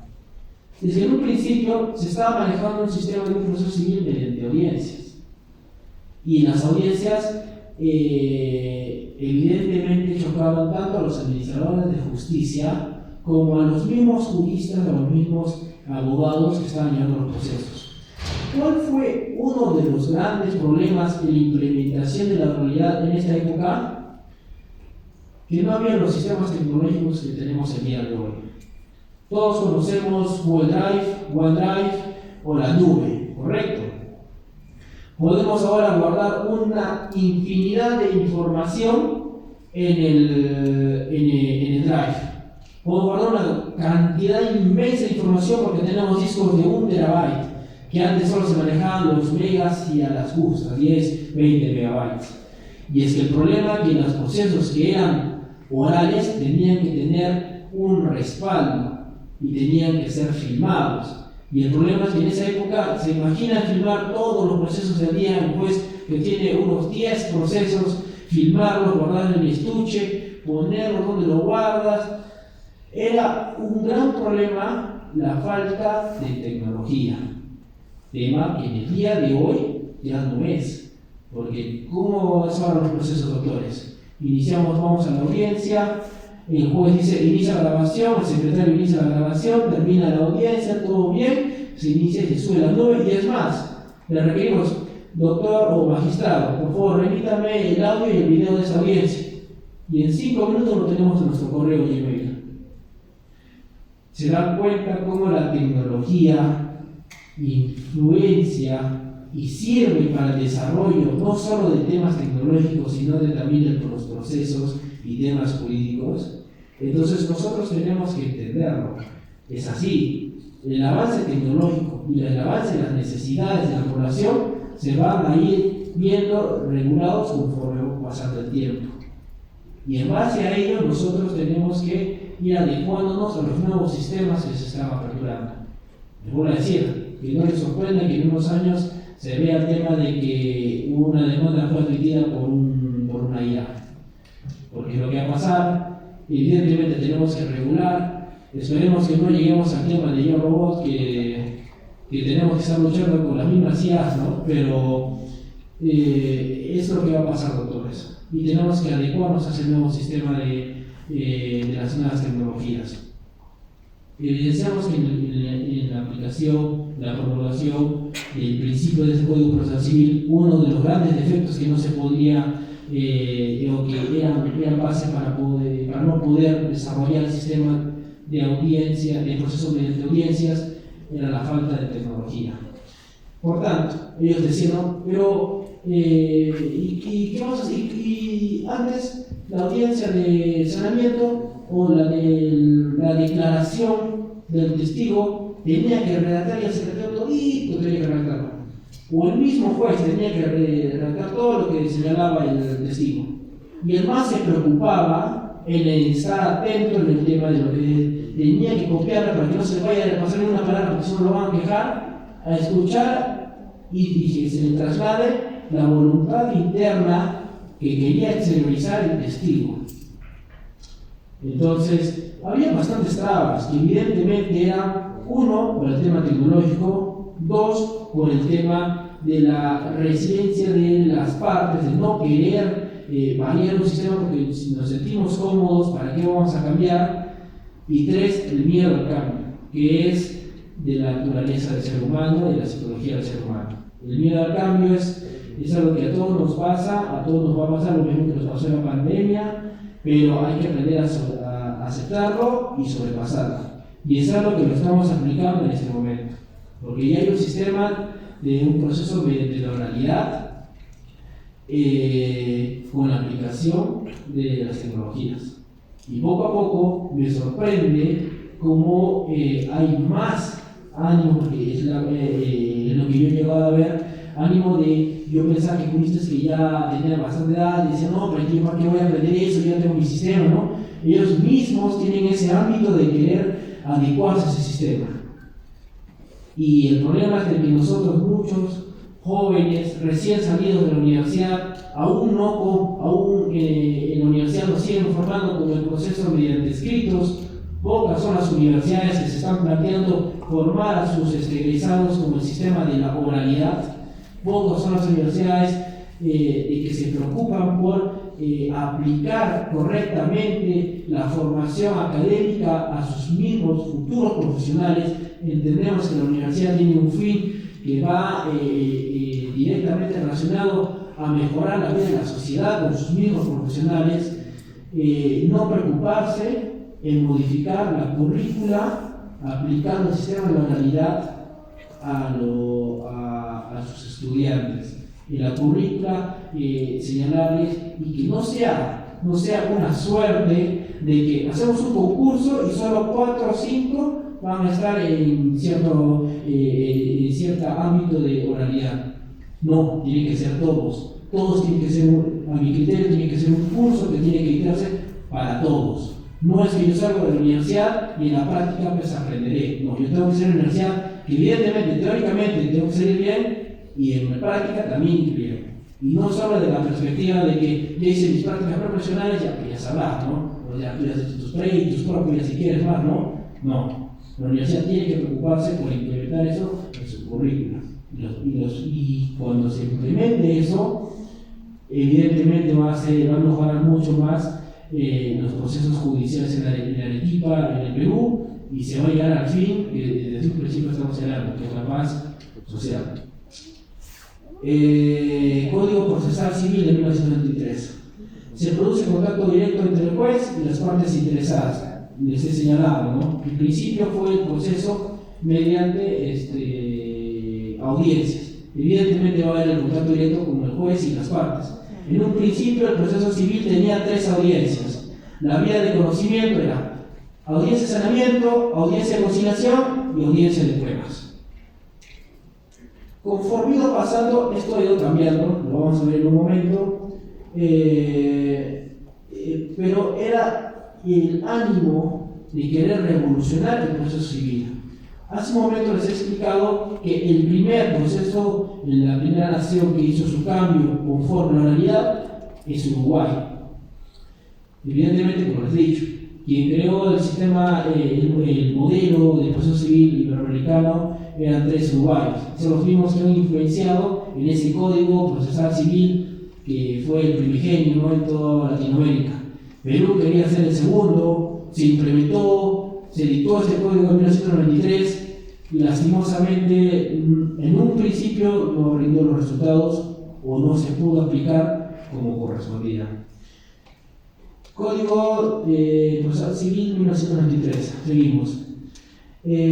Acogió en líneas generales al modelo de procesos por audiencias, del proceso civil modelo para Iberoamérica. Recuerdo que les he señalado los mismos uruguayos que hicieron su código, hicieron este modelo y lo jalaron por los códigos, ya. El Perú siguió este mismo modelo, dividiendo la audiencia preliminar a la que hacía referencia dicho texto objetivo en dos audiencias: audiencia de saneamiento procesal, audiencia de conciliación, fijación de puntos controvertidos y saneamiento probatorio. Y aquí hay una pregunta que también hacían los juristas y decían: ¿cómo primero vamos a hablar de una audiencia de saneamiento procesal si hay más adelante la audiencia de conciliación? ¿Qué sentido tiene? ¿Por qué dividirlo de esa manera? Y las personas que promulgaron, el legislativo que promulgó este código, señaló y dijo, ¿no? Es que la audiencia de saneamiento procesal tiene complicados rasgos de carácter procesal. ¿Para qué voy a invitar a las partes de la audiencia de conciliación que tienen que estar presentes, estar en la audiencia de saneamiento procesal? Si vamos a ver presupuestos procesales, condiciones de la acción, si no hay ningún defecto en la notificación, ¿para qué? Él no tiene ni conocimiento de ellos, es un mal profesional, entonces ¿para qué lo vamos a invitar? Solo en la audiencia de saneamiento procesal que están los abogados, concretamente. Ya en la audiencia de conciliación, correcto, pues tienen que estar las partes para manifestar sus voluntades. Posteriormente a ello, la fijación de puntos controvertidos, claro, no es algo muy complejo, la parte puede entender de qué va a tratar por su caso. Y el saneamiento probatorio. Código Procesal Civil, última diapositiva que vamos a ver del código, señala: el proceso abreviado y el proceso sumarísimo desarrollaban la audiencia preliminar de la siguiente manera: audiencia de saneamiento procesal y luego audiencia de conciliación, fijación de puntos controvertidos y saneamiento probatorio. ¿Por qué así? Porque se pensaba que no se debía citar a la parte cuando cuando se hablaba de temas técnicos procesales, lo que les he señalado hace un momento, ¿no? ¿Por qué dividir primero el saneamiento procesal, después la audiencia de conciliación? Si mejor, o sea, si pueden conciliar, ¿para qué no primero concilian? Y en esa misma audiencia que se vea por el tema del saneamiento procesal, porque el criterio del legislador en ese momento era: no vamos a confundir, ¿para qué lo vamos a confundir a ellos? No tienen conocimiento de lo que es presupuestos procesales, condiciones de la acción, una nulidad, una notificación, entonces ¿para qué lo vamos a llamar? No hay la necesidad de que explícitamente estén en esta audiencia. Y lo desarrollan de esa manera. Se preveía toda la actividad procesal posterior a las etapas iniciales de postulación y anterior a la sentencia se realizaba en audiencias, al menos en teoría. O sea, que posteriormente, ante la posición de la demanda y la admisión, todo se desarrollaba mediante el sistema de la oralidad, o era lo que estaba previsto en teoría. Como ya lo hemos señalado, no se pudo realizar. ¿Por qué motivo? Por las afectaciones a la oralidad. Vamos a hablar ahora de qué afectaciones tuvo este Código Procesal Civil y específicamente las afectaciones a la oralidad. En principio, varias modificaciones y afectaciones a la oralidad, son dos en concreto. Uno es la Ley 29.057, publicada el 26 de junio de 2006, y otra es el Decreto Legislativo 1070, publicado el 28 de julio de 2007. La Ley 29.557. Esta norma modificaba 11 artículos del Código Procesal Civil y derogó un inciso de un artículo. El Decreto Legislativo 1070, esta norma modificó 21 artículos de la Ley 26.872, Ley de Conciliación, y además se incorporó 11 nuevos artículos y modificó la denominación de uno de sus capítulos. Realizó 18 modificaciones y 8 derogatorias en el Código Procesal Civil. ¿Qué variaciones han tenido? O sea, ¿por qué hacemos referencia a estas dos modificaciones y lo denominamos como afectaciones a la oralidad? Vamos a hablar rápidamente primero de la ley, que concretamente refiere a un aspecto. Modificó la audiencia de pruebas, saneamiento procesal, cuantías que determinaban la competencia, la vía procedimental aplicada a cada proceso, entre otros. Pero las más importantes, ¿cuáles son?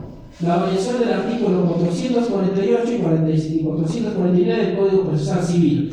O sea, es eliminada la posibilidad de realizar una audiencia de sanamiento procesal y se realiza forzosamente de manera escrita. Ahora ya no hay una audiencia para ver el tema del saneamiento procesal y todo se va a manejar mediante el sistema escrito. O sea, el juez ya no va a escuchar a las partes, ya no tiene por qué ver ese tema, simplemente se va a atribuir al aspecto netamente legal y lo va a resolver. Aquí hay criterios, aquí hay posiciones, pero ahorita lo vamos a desarrollar. ¿Cuál es el segundo punto? Como consecuencia, los nuevos probatorios que sustentan una excepción o una defensa previa deberían ser documentales. Se quitaba la posibilidad de que pueda haber un medio probatorio respecto de una excepción o una defensa procesal de una manera distinta a una prueba documental, porque evidentemente ya no había audiencia. ¿Cómo se iba a actuar ese medio probatorio? Netamente tenía que verse por el aspecto de las pruebas documentales. Hay una posición en principio de la doctora Marianela Ledesma Narváez. ¿Y qué nos dice ella? Esta modificación es coherente, toda vez que el saneamiento procesal constituye un deber del juez.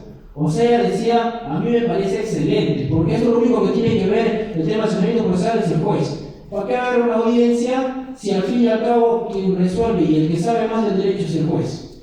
Virino Vicuria. Pero también señalaba, además lo considero positivo, a fin de que se deje, y esta es la parte importante, porque ella considera que esto es algo bueno. Porque dice, además lo considero positivo, a fin se deje la mala práctica del artículo 203 del Código Procesal Civil, de manera extensiva al caso presentado. O sea, que se daba la conclusión del proceso cuando no concurrían las partes a la audiencia de pruebas. Lo mismo se está aplicando supletoriamente a la audiencia de saneamiento procesal. O sea, ella decía, me parece correcto, uno, porque evidentemente quien sabe más del derecho soy yo, soy la jueza, y ¿para qué van a venir las partes? Yo ya me lo sé. Yo sé cuáles son los presupuestos procesales, sé cuáles son las condiciones de la acción, y puedo prever si se notificó o no se notificó a las partes. Pero más que ello, para mí es importante porque acá había una mala práctica. Se estaba aplicando esa restricción, ese castigo, ese perseguimiento de que si no concurrían a los, y hasta ahora se aplica, las partes no concurren a la audiencia de pruebas, se concluye el proceso. Esa práctica se estaba dando en la audiencia de saneamiento procesal. O sea, si las partes no concurrían a la audiencia de saneamiento procesal, concluye el proceso. Le decía, mejor que no haya audiencia. ¿Por qué? Porque si no, para que ya los jueces dejen de aplicar ese criterio, ¿cómo vamos a paralizar el proceso si no van a la audiencia de saneamiento procesal? O sea, todo lo que se está viendo en este proceso por la inconcurrencia en un hecho de que yo mismo puedo resolver, y además de ello, dice, ¿no? Es una aplicación amplia, restrictiva de la norma, hecho que vulnera los derechos procesales de las partes. Perdónenme, es el criterio de la doctora Marianela Ledesma Narváez. Viene el criterio del doctor Giovanni Priori Posada, que también, como les he señalado, está invitado en la segunda parte del curso como juez. Y el doctor Giovanni Priori Posada dice, también me encuentro de acuerdo debido a que, según sus propias palabras del doctor, se había vuelto un acto formal firmar un acta que inclusive ya se encontraba ya preestablecida antes de iniciar la audiencia. O sea, el acta de saneamiento procesal, ¿qué pasaba? Y esto, por ejemplo, también lo señalaba el doctor Carlos Polanco en una de sus conferencias en NP Derecho. Él mismo agarraba y ¿qué pasaba? El juez señalaba la fecha de la audiencia de saneamiento. Y se daba la fecha de saneamiento y le decía al secretario, escucha, ¿cuántas audiencias tenemos hoy día? 5. ¿Sabes qué? Vamos a hacer los modelos de todo porque yo ya sé cómo se hace. No, eso sí, está saneado, no, que hay un error. Ya tenían la acta resuelta, sin la audiencia, iban directamente a la audiencia y el secretario decía, no, espérame acá un momentito.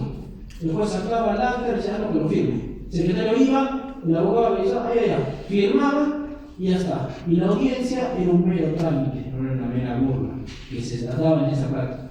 Entonces, Giovanni Priori dice, evidentemente, si se está dando esa práctica, y si ya están las actas antes de realizarse, y ya sabemos que en la realidad nacional se está dando eso, ¿para qué va a haber la audiencia? Mejor, porque es una mala práctica. No, y esto hay que tener claro, ambos doctores, tanto la doctora Marianela Denés Van der Waals como el doctor Giovanni Priori Posada, dicen, coinciden en lo positivo de la eliminación de la audiencia de saneamiento, pero que esta alegría de ellos, esta coincidencia, se deriva al mal uso que se le dieron o que le dieron los operadores jurídicos.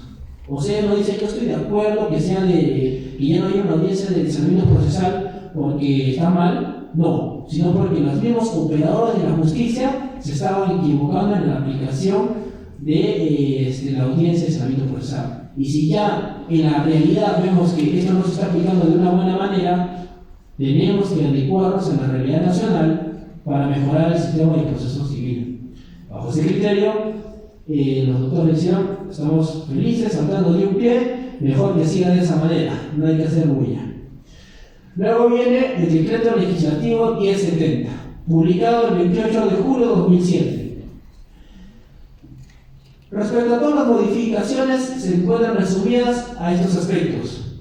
La eliminación de la conciliación en el proceso civil, o sea, la eliminación de la conciliación judicial, y se varían los plazos y los términos. Se derogan varios artículos. El artículo 326, el 468 se varía, el 470 se deroga, 471 se deroga del Código Procesal Civil que actualmente tenemos. La regulación de la audiencia de conciliación que comprendía 4 artículos fue eliminada. Y lo he subrayado por motivos. Subsistiendo únicamente el artículo 468, que establece la nueva regulación sobre fijación de puntos controvertidos y el saneamiento probatorio, actos que ahora se realizan por escrito. Respecto a todo lo que estamos desarrollando, doctores, y todo lo que estamos explicando, ¿qué afectación hay en este apartado? ¿Qué afectación ustedes encuentran en esta derogatoria? Me gustaría saber que cualquiera de ustedes intervenga y me señale a su criterio cuál es la afectación que hay a la oralidad directamente esta derogatoria de la audiencia de conciliación. No tengan miedo, doctores, cualquiera. O si no, lo analizamos de nuevo otra vez. Subsiste el artículo 468, correcto, que establece la nueva regulación sobre la fijación de puntos controvertidos y el saneamiento probatorio, actos que ahora se realizarán por escrito, entendiendo que anteriormente se desarrollaba la audiencia de conciliación, la audiencia de fijación de puntos controvertidos y el saneamiento probatorio mediante el sistema de proceso por audiencias de la oralidad. ¿Por qué están vulnerándolo? ¿Por qué hay una vulneración ahora? Algunos doctores, por favor, o lo que consideren, ¿por qué motivo se estaría vulnerando la oralidad civil de derogar en la audiencia de conciliación?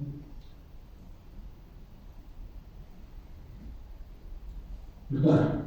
Como bien dijo, estaría yendo en contra del artículo 5 del título preliminar, que da la celeridad procesal, ¿no? Entonces, al presentar los puntos controvertidos de manera escrita, como yo lo dije en un inicio, no se presenta un arancel, no cumple el plazo, el juez dice que subsane y el proceso en sí ya se va a aplazar, ¿no? Y no va a haber esa celeridad procesal, que es el fin de la oralidad en realidad. Correcto, doctora.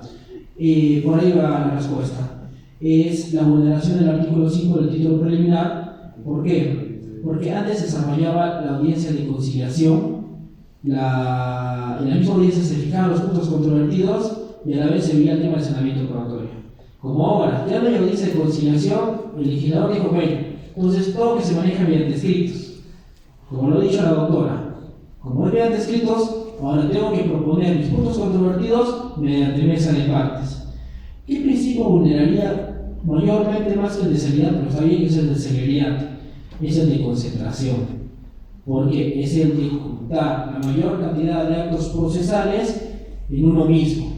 Y acá, en la audiencia de conciliación, si bien es cierto que ya no había la audiencia de conciliación, se concentraba bastantes actos procesales en un momento, en una misma audiencia. En la fijación de los puntos, la proposición de los puntos controvertidos de las partes, no solo la fijación, la proposición de los puntos controvertidos de ambas partes, la fijación de los puntos controvertidos y el tema del saneamiento probatorio. Entonces, se imaginan, si esto se desarrolla en una audiencia, pongámosle a máximo 1 hora, ahora sí, la audiencia de la conciliación que miraba y tocaba estos temas, ¿cuánto tiempo va a demorar? ¿Unos 6, 7, 8, un año? Más o menos.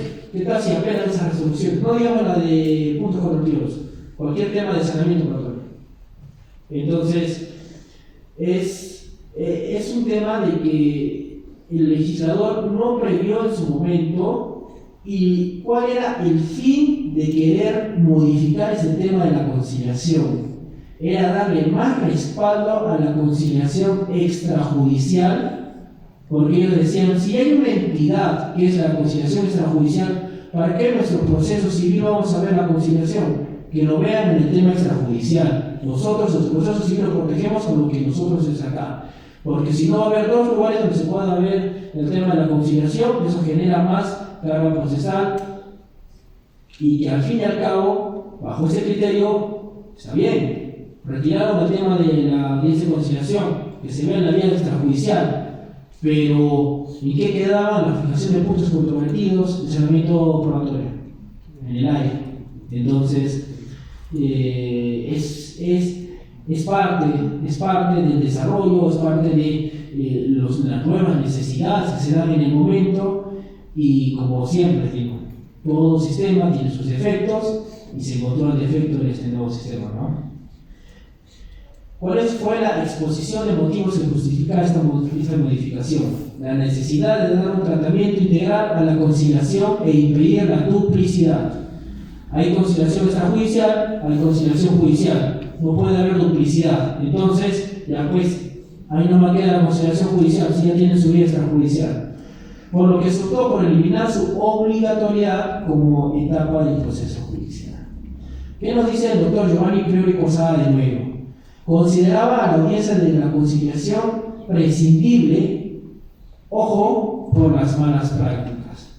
Y es que es cierto, puede que un sistema esté muy bueno, pero si no se aplica de una buena manera, no sirve. Entonces, va de la mano un sistema que tiene que estar bien regulado, tratando de evitar los menores efectos, que tiene que estar hecho por los mejores juristas, los mejores ponentes de una nación, y a la par tiene que ser ejecutado por personas que estén debidamente capacitadas. ¿Qué dice el decreto legislativo 1070? Provoca la pérdida de la inmediación, evidentemente, debido a que se elimina la posibilidad de que las partes y sus abogados colaboren con el juez para la delimitación de los puntos controvertidos. Antes lo hacíamos directamente, señor juez, mis puntos controvertidos, propongo esto, y la otra parte, ok, lo fijamos. ¿Me entendiste mi mensaje? Mi mensaje que yo lo estaba interiorizando, lo exterioricé, lo entendiste. Un papel nunca va a exteriorizar y no va a reemplazar lo que nosotros directamente queremos decir al juez, por más bien redactado que esté. Un tema es la seguridad jurídica, que nos puede dar la formalidad del papel, pero otro tema es la exteriorización de la voluntad interna dirigida a la voluntad externa y la recepción del juez respecto de ella. Segundo punto, se impide la participación en conjunto de las partes para solucionar el conflicto, la conciliación. Chao. O fijar adecuadamente lo que será materia de prueba, fijación de puntos controvertidos. Chao. Y ahora todo bien escrito. La pérdida de concentración, lo que les he dicho hace un momento, afectando la actividad procesal, que anteriormente se realizaba en un único momento, fue desgredida en actos procesales individuales, lo que decía la doctora, los que requirieron la expedición de resoluciones individuales que los provean y de las notificaciones correspondientes. Último punto, al retirar la audiencia de conciliación, se eliminó todo aviso de audiencia preliminar. Con la audiencia de conciliación, en este momento, el decreto legislativo 1070, murió la audiencia preliminar, subsistió solo la audiencia de pruebas. Realiza dos grandes aportes beneficios a la oralidad la Ley 30.293, publicado el 28 de diciembre del 2014. ¿Qué dos grandes aportes tuvo esta ley? Uno, dispone la grabación de las audiencias en audio y video. Correcto. Y ahora sí ya tenemos otro sistema para poder regular, ¿no? Ya avanzó la tecnología, yo no voy a grabar pues mi VHS, ¿no? Lo puedo grabar en la nube, no hay ningún problema. Segundo punto, elimina el uso del pliego interrogatorio en la regulación de actuaciones probatorias, aunque deficientemente se mantiene dicha técnica. Hay algunos juzgados que aún requieren que se presente el pliego interrogatorio. Desde la promulgación de la ley 30.293 ya es obligatoria. ¿Por qué? Porque transgrede el derecho para poder tener un mayor contacto con el testigo en el momento de la actuación de su testimonio, ¿no? Exposición de motivos de la ley 30.293. Es necesario que la audiencia de prueba se realice en audio y video para una mejor valoración de los medios probatorios. ¿Correcto? Yo estoy en la interacción directamente con soy el juez, o ustedes son los jueces, están en un proceso, tienen en el día unas 5 audiencias. Los he escuchado, tengo mis 5 audiencias y me acuerdo de la segunda, y voy a resolver la segunda. Pucha, ¿pero qué me había dicho este? No lo sé. Tengo el audio y el video para sacarlo, lo reviso. Ah, ya me acuerdo de esto. Acá estaba la respuesta. O sea, ya me dijo que iba a resolver, pero acá está la respuesta. Correcto. El audio y el video proporciona esa facilidad en la resolución y el apoyo al juez para la emisión de la sentencia. El exigir que el interrogatorio se ciña a un pliego elaborado meses atrás. Limita esto respecto a la obligatoriedad de presentar un pliego interrogatorio respecto a testigos. ¿Cuál es la exposición del motivo? Exigir que el interrogatorio se ciña a un pliego elaborado meses atrás. Limita la capacidad de la declaración testimonial, correcto, para producir información relevante para la resolución del conflicto. Claro, yo sé que voy a pedir con él, mi pliego interrogatorio genial. Voy a la audiencia y en el transcurso de todo el proceso me he enterado que se puede decir más cosas. Pero si ya tengo mi pliego interrogatorio, ¿puedo variarlo? Antes no se podía, ahora ya se puede, porque ya no hay esa formalidad. Reforma silenciosa del proceso civil. Ahora vamos a hablar concretamente de la aplicación del sistema de la oralidad civil. La implementación de la oralidad civil se da desde el año 2017. Hay un convenio que celebró tanto la Presidencia del Poder Judicial con el CEJA, con el Consejo de Estudios de Justicia de las Américas. Es el que hemos mencionado anteriormente, el que hemos estado mencionando en la exposición de las legislaciones tanto de Uruguay, Chile, Brasil, que es un centro de estudios de justicias que ayuda a todos los países miembros a mejorar sus sistemas procesales, sus sistemas judiciales. Y el Perú, pues, en el 2017 formó un convenio. Y de este convenio vinieron gente del CEJA a realizar un diagnóstico directamente a los juzgados de Arequipa y de Lima. ¿Y qué constituyeron? La Comisión Nacional de Implementación y Supervisión de la Oralidad Civil, que en la actualidad se encuentra dirigida y presidida por el doctor Héctor Lama More, juez supremo titular. Esta Comisión de Implementación y Supervisión de la Oralidad Civil es una comisión que está dirigida y se creó para poder reformular y satisfacer la necesidad de la población respecto a la demora en los procesos judiciales. Por eso que he señalado ese documental que hizo el diario El Comercio, Justicia de Papel. No sé si alguno de ustedes lo ha visto. ¿Alguno de ustedes lo ha visto? En algún momento, Justicia de Papel del diario El Comercio. Es bien interesante este documental que hace en Justicia de Papel. y ha servido de base para la reforma y la implementación de la movilidad. Es un documental que hicieron en el diario de Comercio en un juzgado, los juzgados de Lima, en los que en los ambientes de archivo había cantidades y montañas de expedientes que evidentemente no podía resguardar ese edificio la cantidad de montañas de papel que había en ese momento. Uno, siendo directamente un peligro para la salud, para los mismos trabajadores que trabajaban en las áreas del archivo, porque tenían que pasar de costado, había la posibilidad de que se les caiga todo encima y chao, justicia, a él mismo se le cae. Entonces, es en base a este documental del diario El Comercio, Justicia de Papel, que se da a luz, vislumbra, hace que todos abramos los ojos con algo que ya sabíamos oídos, que había una cantidad demasiada de expedientes en los juzgados. Y esto no es algo que hable en principio muy bien del Poder Judicial, tampoco es un manejo correcto de los expedientes judiciales, y dio la facilidad y dio el empuje para poder pensar de qué otra manera podemos manejar estos expedientes.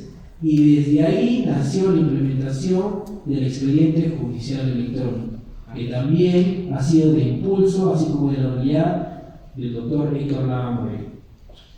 La implementación del expediente judicial electrónico, que hoy en día muchos de ustedes, doctores, ya tienen conocimiento, van al SINOE, ponen su expediente, un clic y descargan todito el expediente. Todo el expediente lo tienen a la palma de su mano. No hay la necesidad de tenerlo todo simultáneos. No hay necesidad de ir al Poder Judicial, lectura de expediente, doctor. Pucha, cita para el día de mañana, día siguiente, de nuevo, cola. Cita para la lectura de expediente, el especialista está enfermo. Pucha. Día siguiente, cita para poder revisar el expediente. Se ha perdido un poco. Entonces, eso ya no va a pasar como esto, porque el expediente judicial electrónico, todo está en la nube, lo hago un clic, lo descargo y lo reviso un momento. Luego seguimos con la reforma silenciosa del proceso civil, y acá vamos a hablar directamente de la implementación de la oralidad. Mediante la resolución administrativa 124/2018 CFJ, de fecha 26 de abril de 2018, el Consejo Ejecutivo del Poder Judicial aprobó el proyecto piloto para la modernización del despacho judicial de los juzgados civiles. Este proyecto fue elaborado por el CEJA, Centro de Estudios de Justicia de las Américas. Están relacionados. A veces nosotros decimos, ¿no?